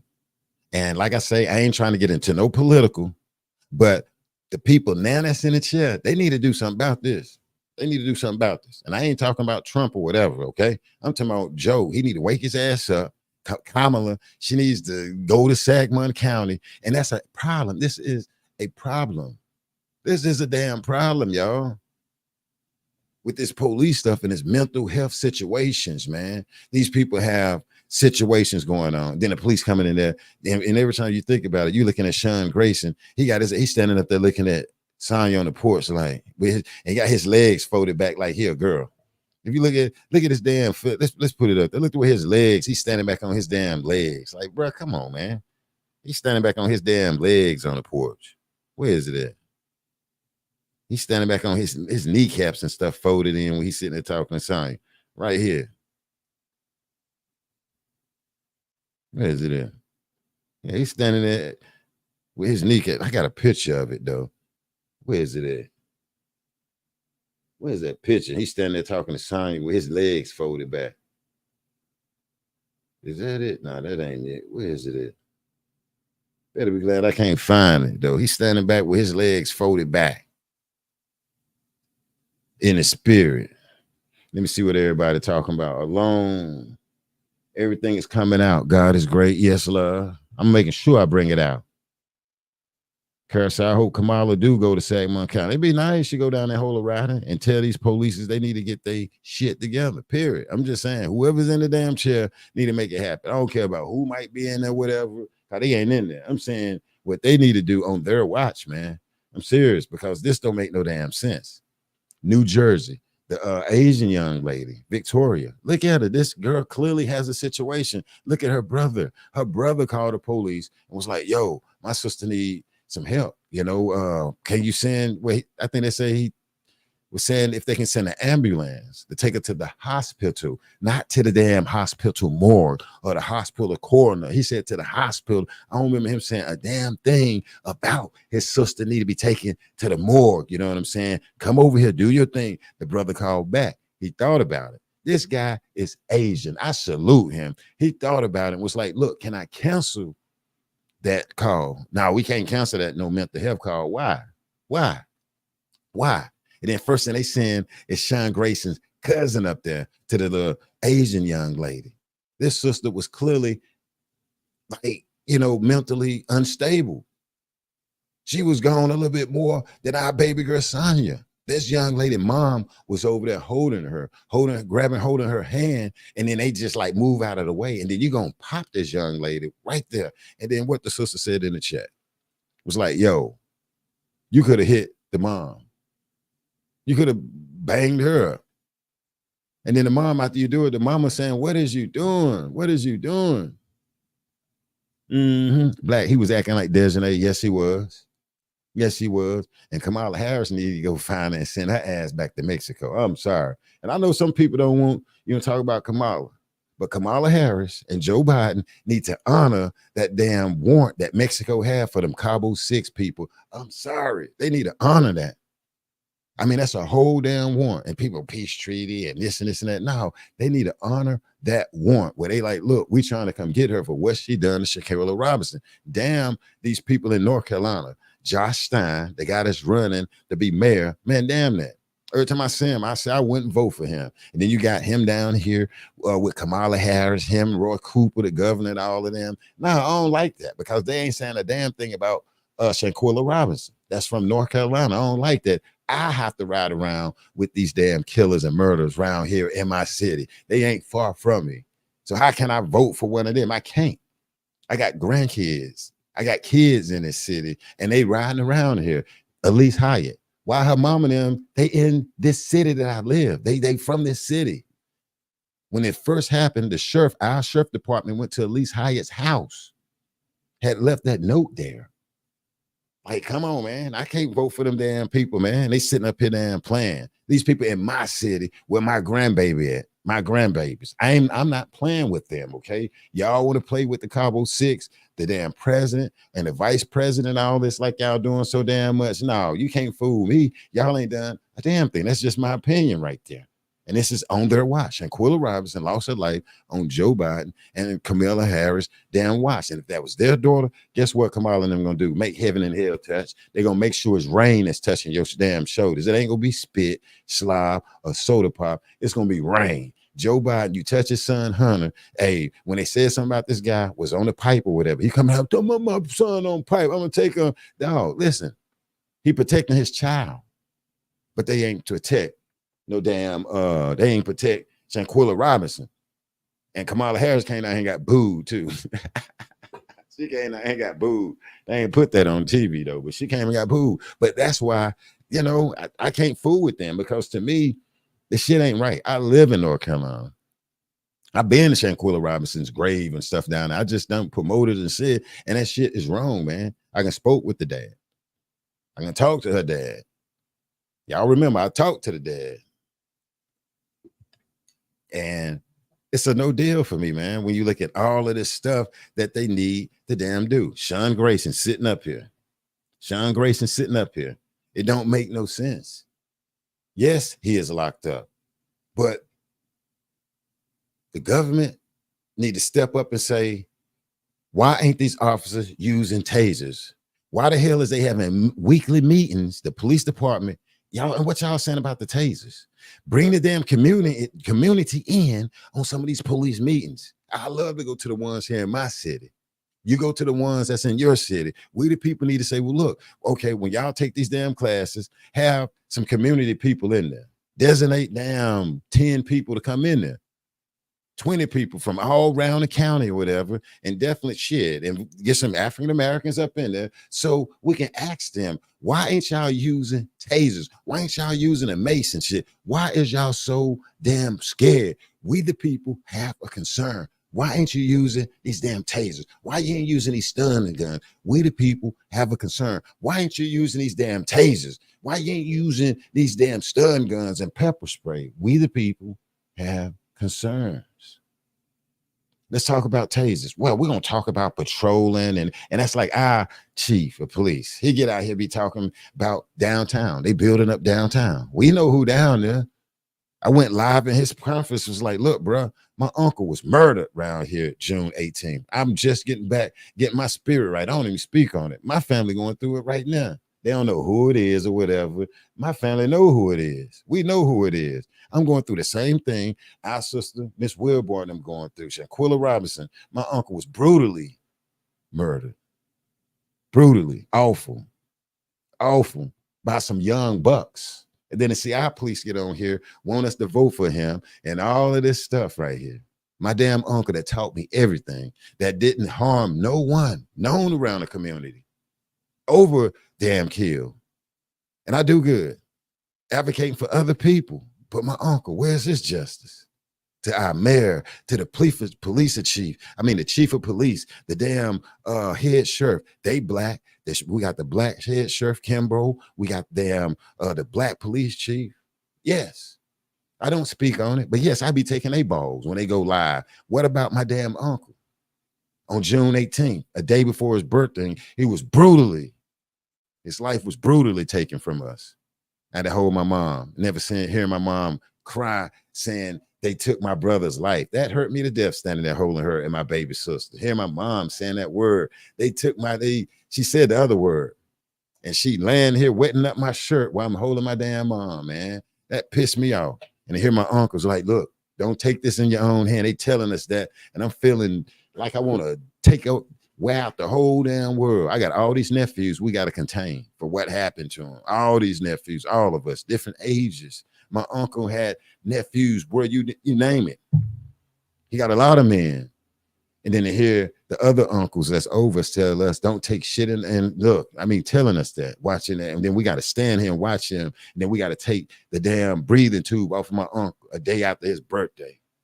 This guy in ICU for his birthday, not knowing he in the damn world. Yes. So I have issues with Kamala, Joe, my police, governor, all of this stuff. These kids going to jail, getting the hell out. No, man. No. So I have problems, man, with issues that I like to see addressed. You know? They let us know we picked up one of the guys on a gun charge. Then they lied to us. This guy get to come home. He was a felon. We picked up, we got making progress. And then a month later, we had to let him go because we didn't actually find a gun. Why is y'all playing with my family? And my uncle was brutally unalived. Him and his best friend. Headshot to his best friend. Headshot to my uncle. My uncle took a brutal part of that mess, man. Like, come on, man. Y'all need to do better to the police chiefs and these police deputies, man. Like, come on. When I look at y'all, I want to have some damn faith. I want to have some faith. And so we dealing with it, and I'm dealing with it. My mom's call. Have you heard anything? Okay, well, I'm gonna call. Yeah, we have to stay on detectives right now, my family, in my city. And these detectives, I don't know what the hell they doing, but picking up people for the hell of it. Don't pick up nobody for the hell of it just to satisfy us. Do your damn job. Do the job. Do the damn job. Do your job. Don't make no sense. You know, but it's crazy as hell. And, you know, and that's why I feel the Wilburns and all these different people like this with these police. And it's just like, shit, we need them to do their job. I mean, like, I'll never forget that, being in the ICU. And then I got to hold my mom and she falling down and I'm holding her and she crying, talking about her brother. And then how the hell I'm gonna sit up? I can't cry. I mean, you know, I got to be a man for her. I got to hold her up.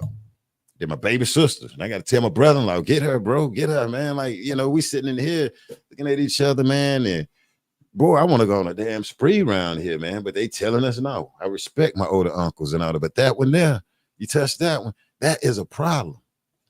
Shit, having nightmares. I usually don't take medicine to go to sleep. I have to take medicine to go to sleep. I have nightmares.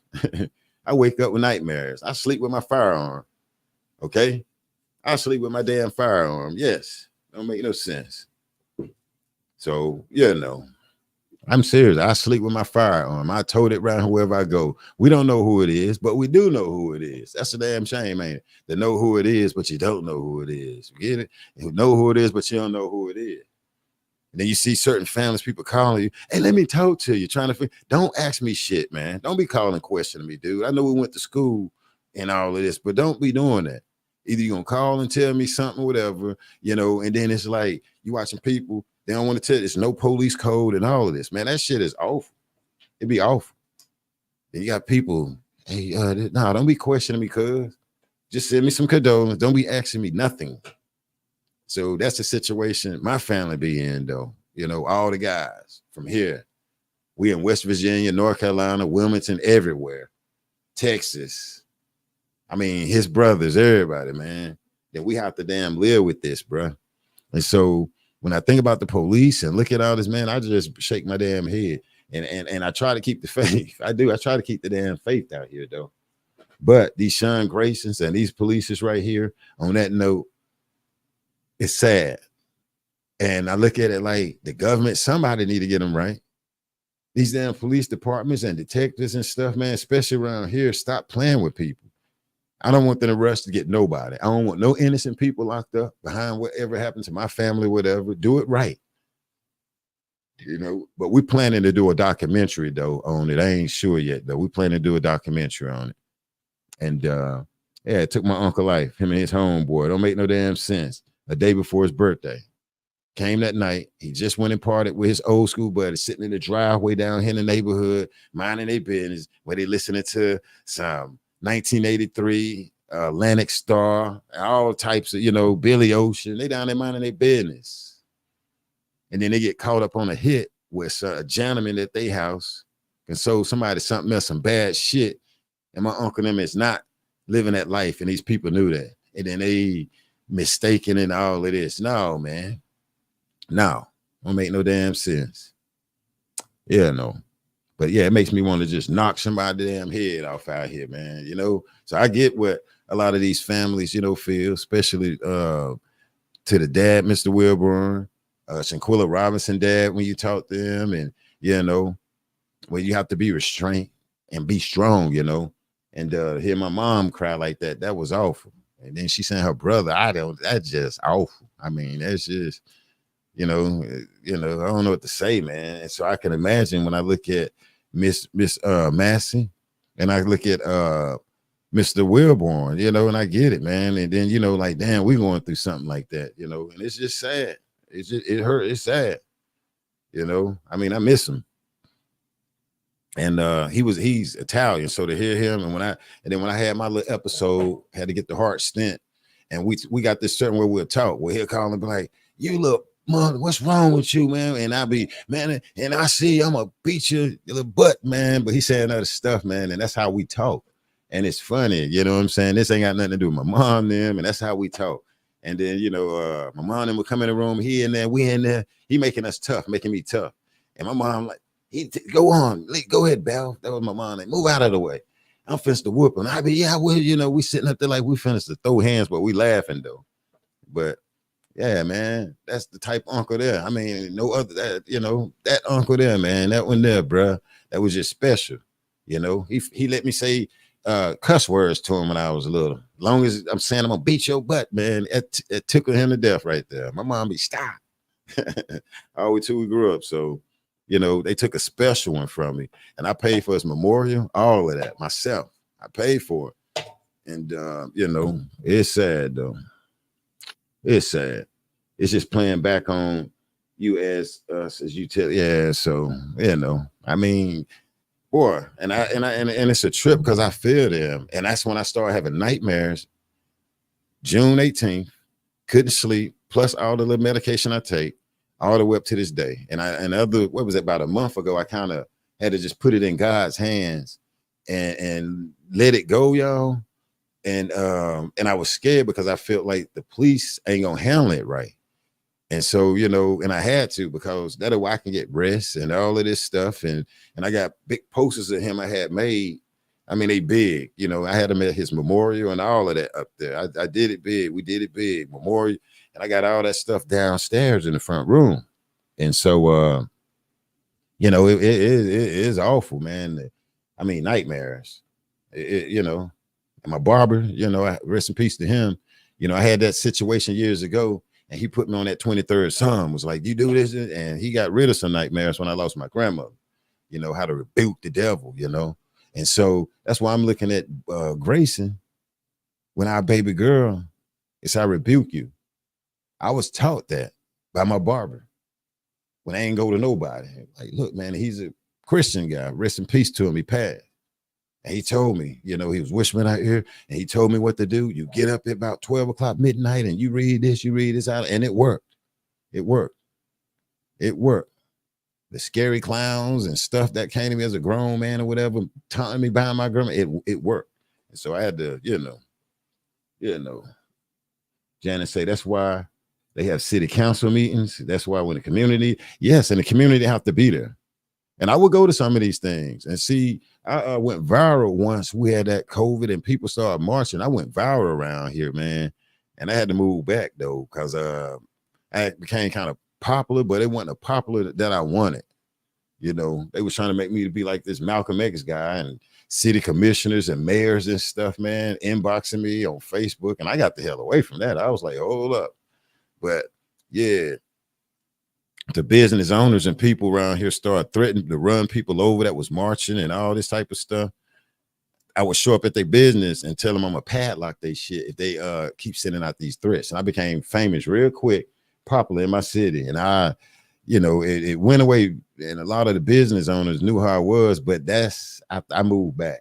You know, I'm gonna tell you, because boy, I went viral, and they was taking my damn face, making emojis out of it though. But they got the point though. They got the point. And that's why I tell some people that people used to be like, man, we need to do this, do that. No, you don't. I went by myself. You got some people saying they don't want to march for Sonya because we need to tear up something. And my thing to them, we'll take your ass out there and tear it up.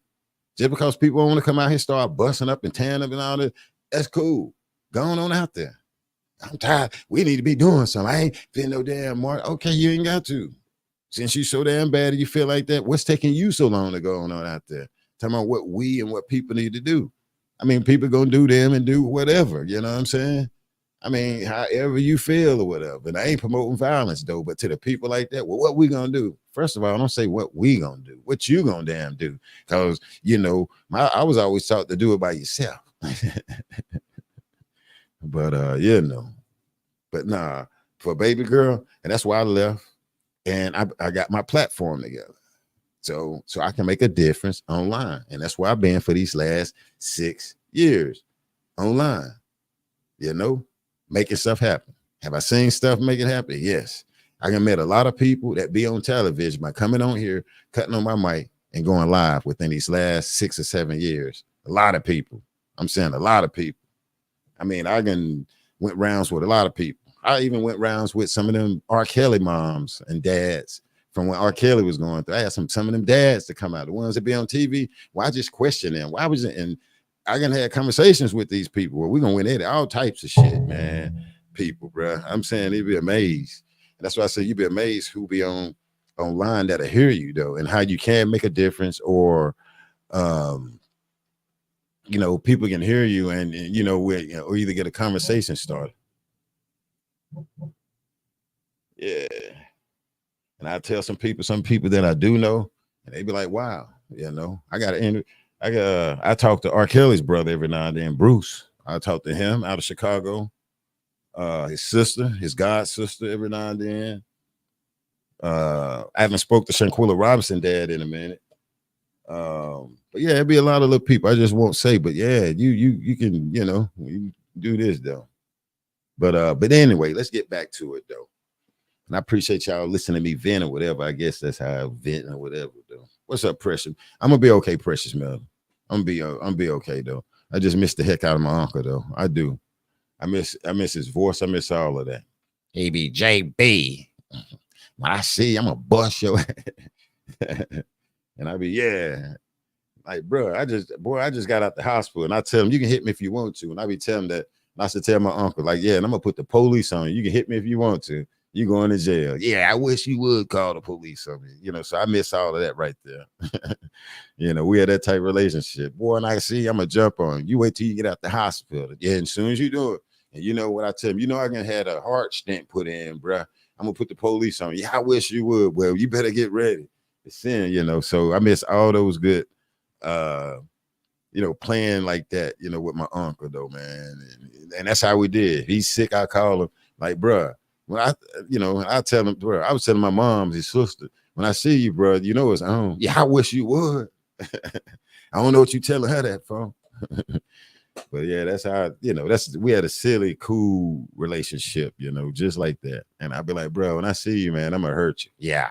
And he'd be, yeah, yeah, I wish you would. Yeah. Let me see if I got a picture of him real quick. Let me see if I got a picture of my uncle. Don't fall in love with him, ladies. Let me see if I got a picture of him. I call him Chico, the Italian stallion. Let me see if I got a picture of my uncle. Let me see. Let me see, can I put him up there? Yeah, man. Like he a little mobster.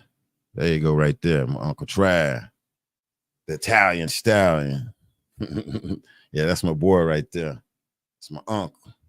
We got those noses, if you look. But he just got the curly hair. He got that Italian in him, though. But that's my uncle right there. Rest easy to my Uncle Try. You know, June 18th, day before his birthday. It's sad, you know, we lost him. But it's okay, though, because we still out here advocating on the low.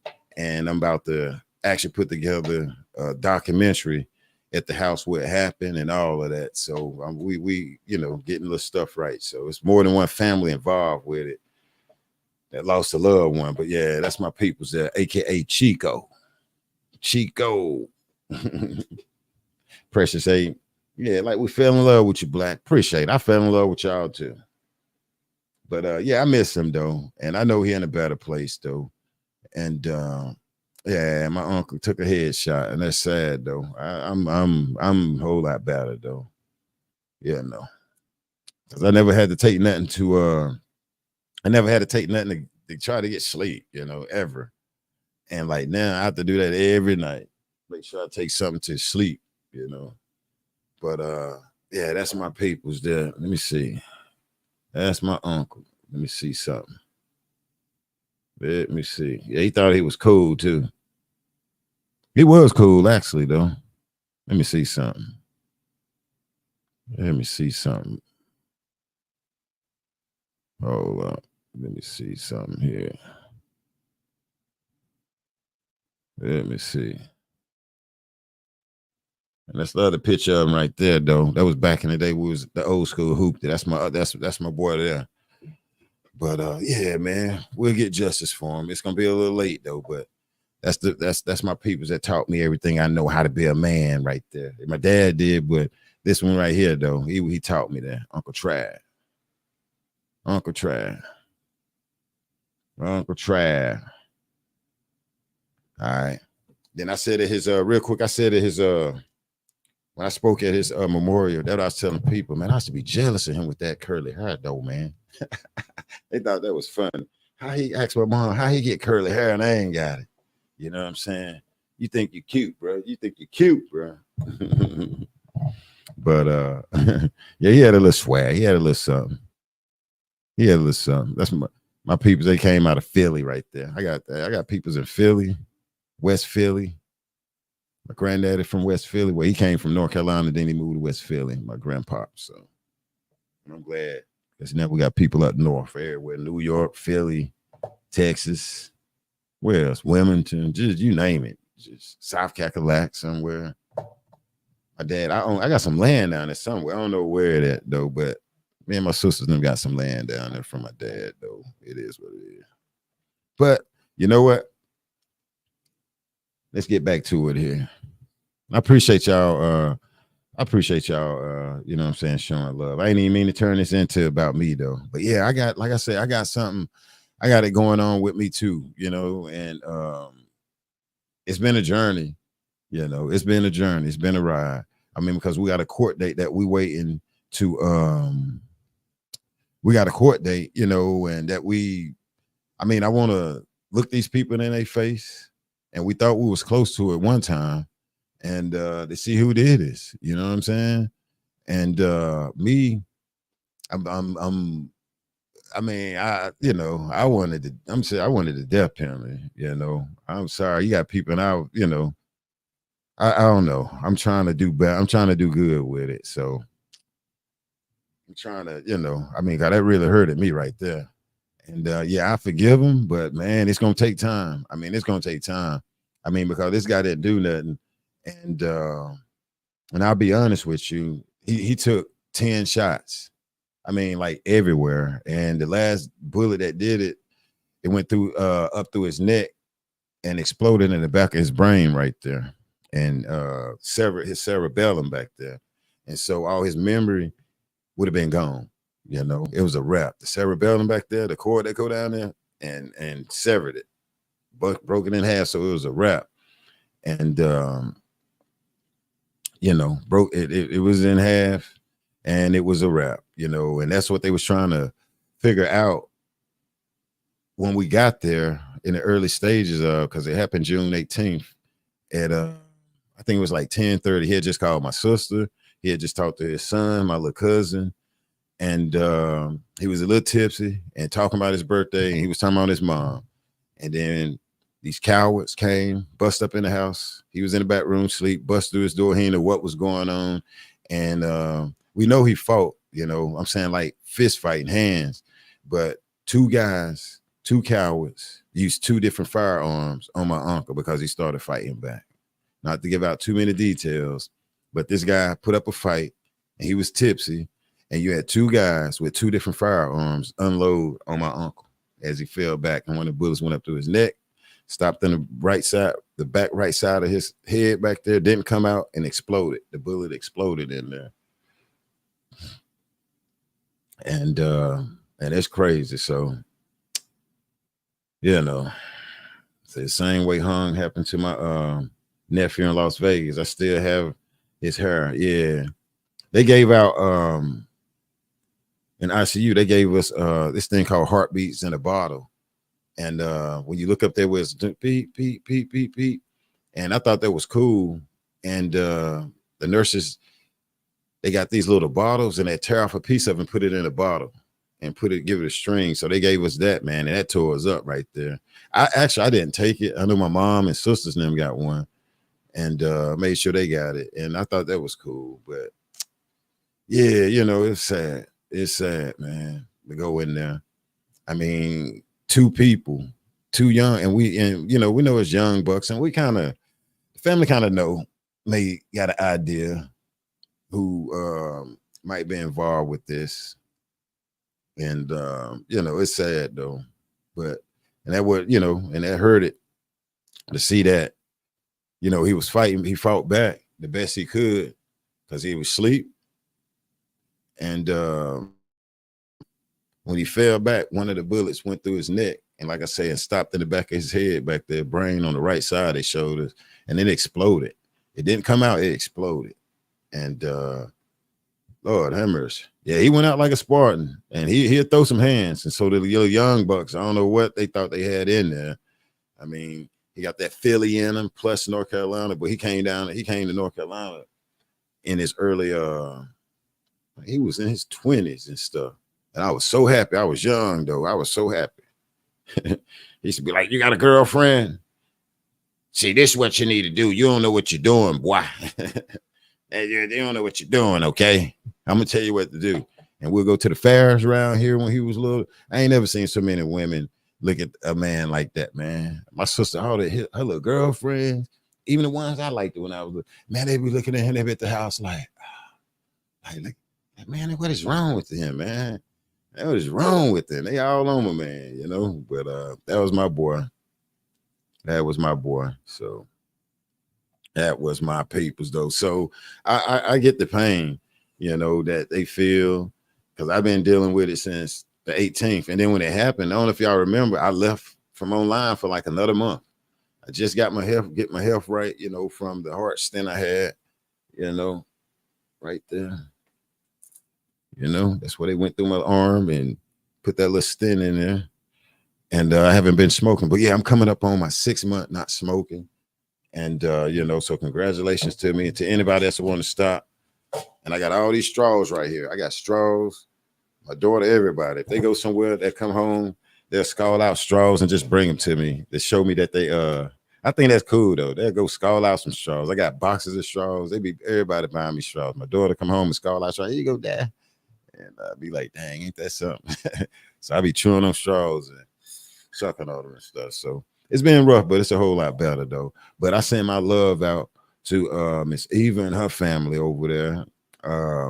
The people that lost their life, we talked about up here, to their families, you know, from these police is shooting all quick, you know. Sonya Massey shouldn't even made it that far. They shouldn't even made it in the house. And even if they did, why didn't they tase her? Okay. You know, and that's my thing. And she shouldn't even been tased. But due to the fact these cowards pulled out a firearm, you should have pulled out a taser if you felt like pulling out something. Okay. Like she fenced the damn pull out a United States military Abraham tank and blow you away or something. These people is ridiculous, man. It's ridiculous. So, you know, and then I have to do this. This will help me get over what we're dealing with, you know, when it comes to my uncle. But yeah, I'm gonna have to get ready to get up out of here though, because I know this is about to rain. We about to catch a little storm out here. And I wish I'm coming down home before it gets too cold. We're gonna have some ice cream, Black. Yeah, I do my little ice cream. I get my little cone, they dip it through. They gave me a nice one yesterday, though. It was a small cone, but it was pretty big. And I'll take my napkin and double wrap it and just ride through the city a little bit, you know. And that's what I do. But I appreciate everybody that's came through hanging out with me. And I ain't mean to turn this into me, though, but it just kind of touched my feelings, and my uncle came up. So I appreciate everybody listening. And because I feel them, and it's painful, you know, and then to see something like that on video, and I can just imagine, I couldn't even baby to bear it, seeing my uncle, what happened to him, you know, and we just kind of realized, you know, what happened, and able to go back into the house, like to get his stuff, like after the fact, and it's just awful, you know, and you see blood, and with him, the family bought him a Jeep, you know, and everybody going and getting his belongings, his TVs and stuff. And, you know, going in that room where it happened, see where somebody kicked the room door open, where he in there sleep, you know, all of that, you know, just, I mean, I'm being honest with you. It's sad. And even with these young bucks and stuff, it's sad as hell. It's sad, sad, sad. So, but we'll make it. And I do want to have that day in court. You know, I do want to have that day in court one day to be able to look at these people in their eyes, and I will have me a speech that I tell them, you know, because I want them to rot in hell You know, I want them to rot in hell. I'm just sorry. It's just me, you know, because they took something precious. And that's why I get what Miss Eva Wilborn them going through, her brother, Sonya's dad, the mom, them. I feel him, man. When you do that, it's awful. So, but other than that, yeah, let me get up out of here. I enjoyed myself. And I'm gonna get with Dawson Farley this week up here. You know, I gotta put him up. I gotta put his name up on the bleachers though, while he out here opening up doors. And like I say, when I looked online over there, I seen the people over there, I guess on Facebook, and they was just, we went to school with him. The granolas, he buy cupcakes, and he's a good fella and all of that. But why is he opening up baby girl damn door over there? Why he ain't stopping his homeboy? What then? One guy came up on him, I think. What is he supposed to do? He supposed to tell you boy to get his ass off a porch and get back in the car to eat them donuts. Smart mouth, intelligent little guy, his little whoever it is. Oh, he had it together. Well, this and that. Okay, all right. I want one of them to hit the damn link one day and come on with that right there, so I can take their balls. All right, thank you, boy. Hugs back. I accept your hugs too. But other than that, I guess we'll do some ice and fire. Y'all ready for a little ice and fire? Y'all ready for a little ice and fire? That way I can go cheer myself up. Go talk to my daughter.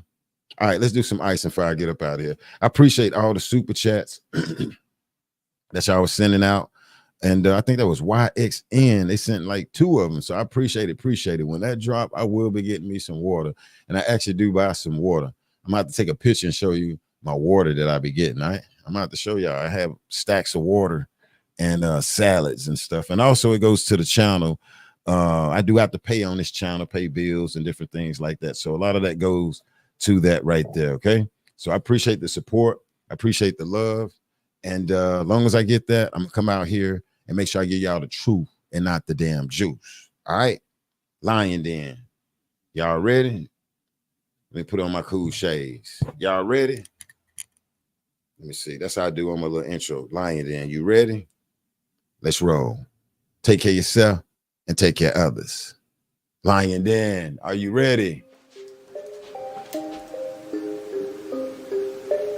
Lion Den. You ready? Let's bring the truth and not the damn juice. Listen.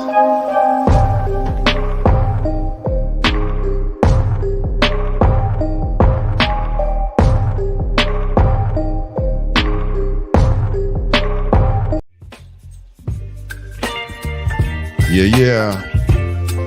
We are the Lions Den. I want to thank everybody for hanging out with JB Black CEO, BCM 20. We out. Let's roll. Yeah. Ice and fire. You're giving me wind and rain. You're some kind of butterfly. Baby, you give me midnight. You whip up my appetite. Don't leave me here high and dry. Oh. Thank y'all for hanging out. I don't wanna jinx it, baby.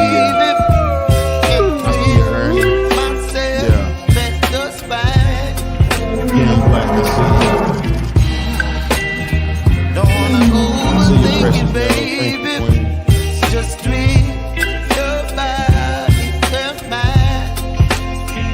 Thank you, love. Baby, you got me ice and fire.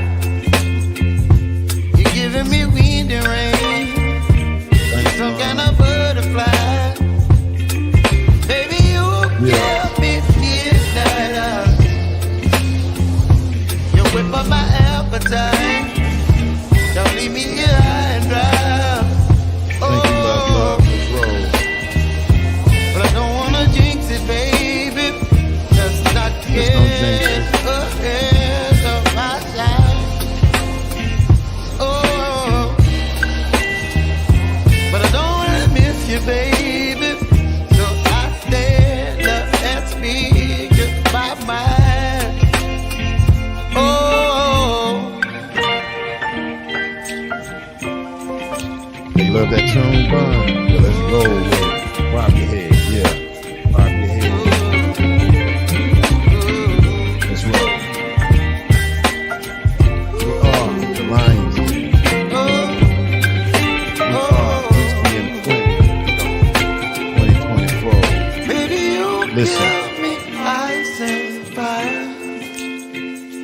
You're channeling wind and rain. You're some kind of butterfly. Baby, you give me midnight. You whip up my appetite. Don't leave me here high and dry. Baby, you give me ice and fire. You're channeling wind and rain. You're some kind of butterfly. Baby, you give me midnight. You whip up my appetite. Don't leave me here high and dry. Thank you for your support, WYNX. Thank you so much for your support from me, Black CEO Media, and the BCM 20 team. Thank you so much. Appreciate it. And everybody else. A special shout out to WYXN. Now let me hear you roar. Let me hear you roar. WYXN, let me hear you roar. Let me hear you roar. Let me hear you roar. Peace out. Thank you, family. We out.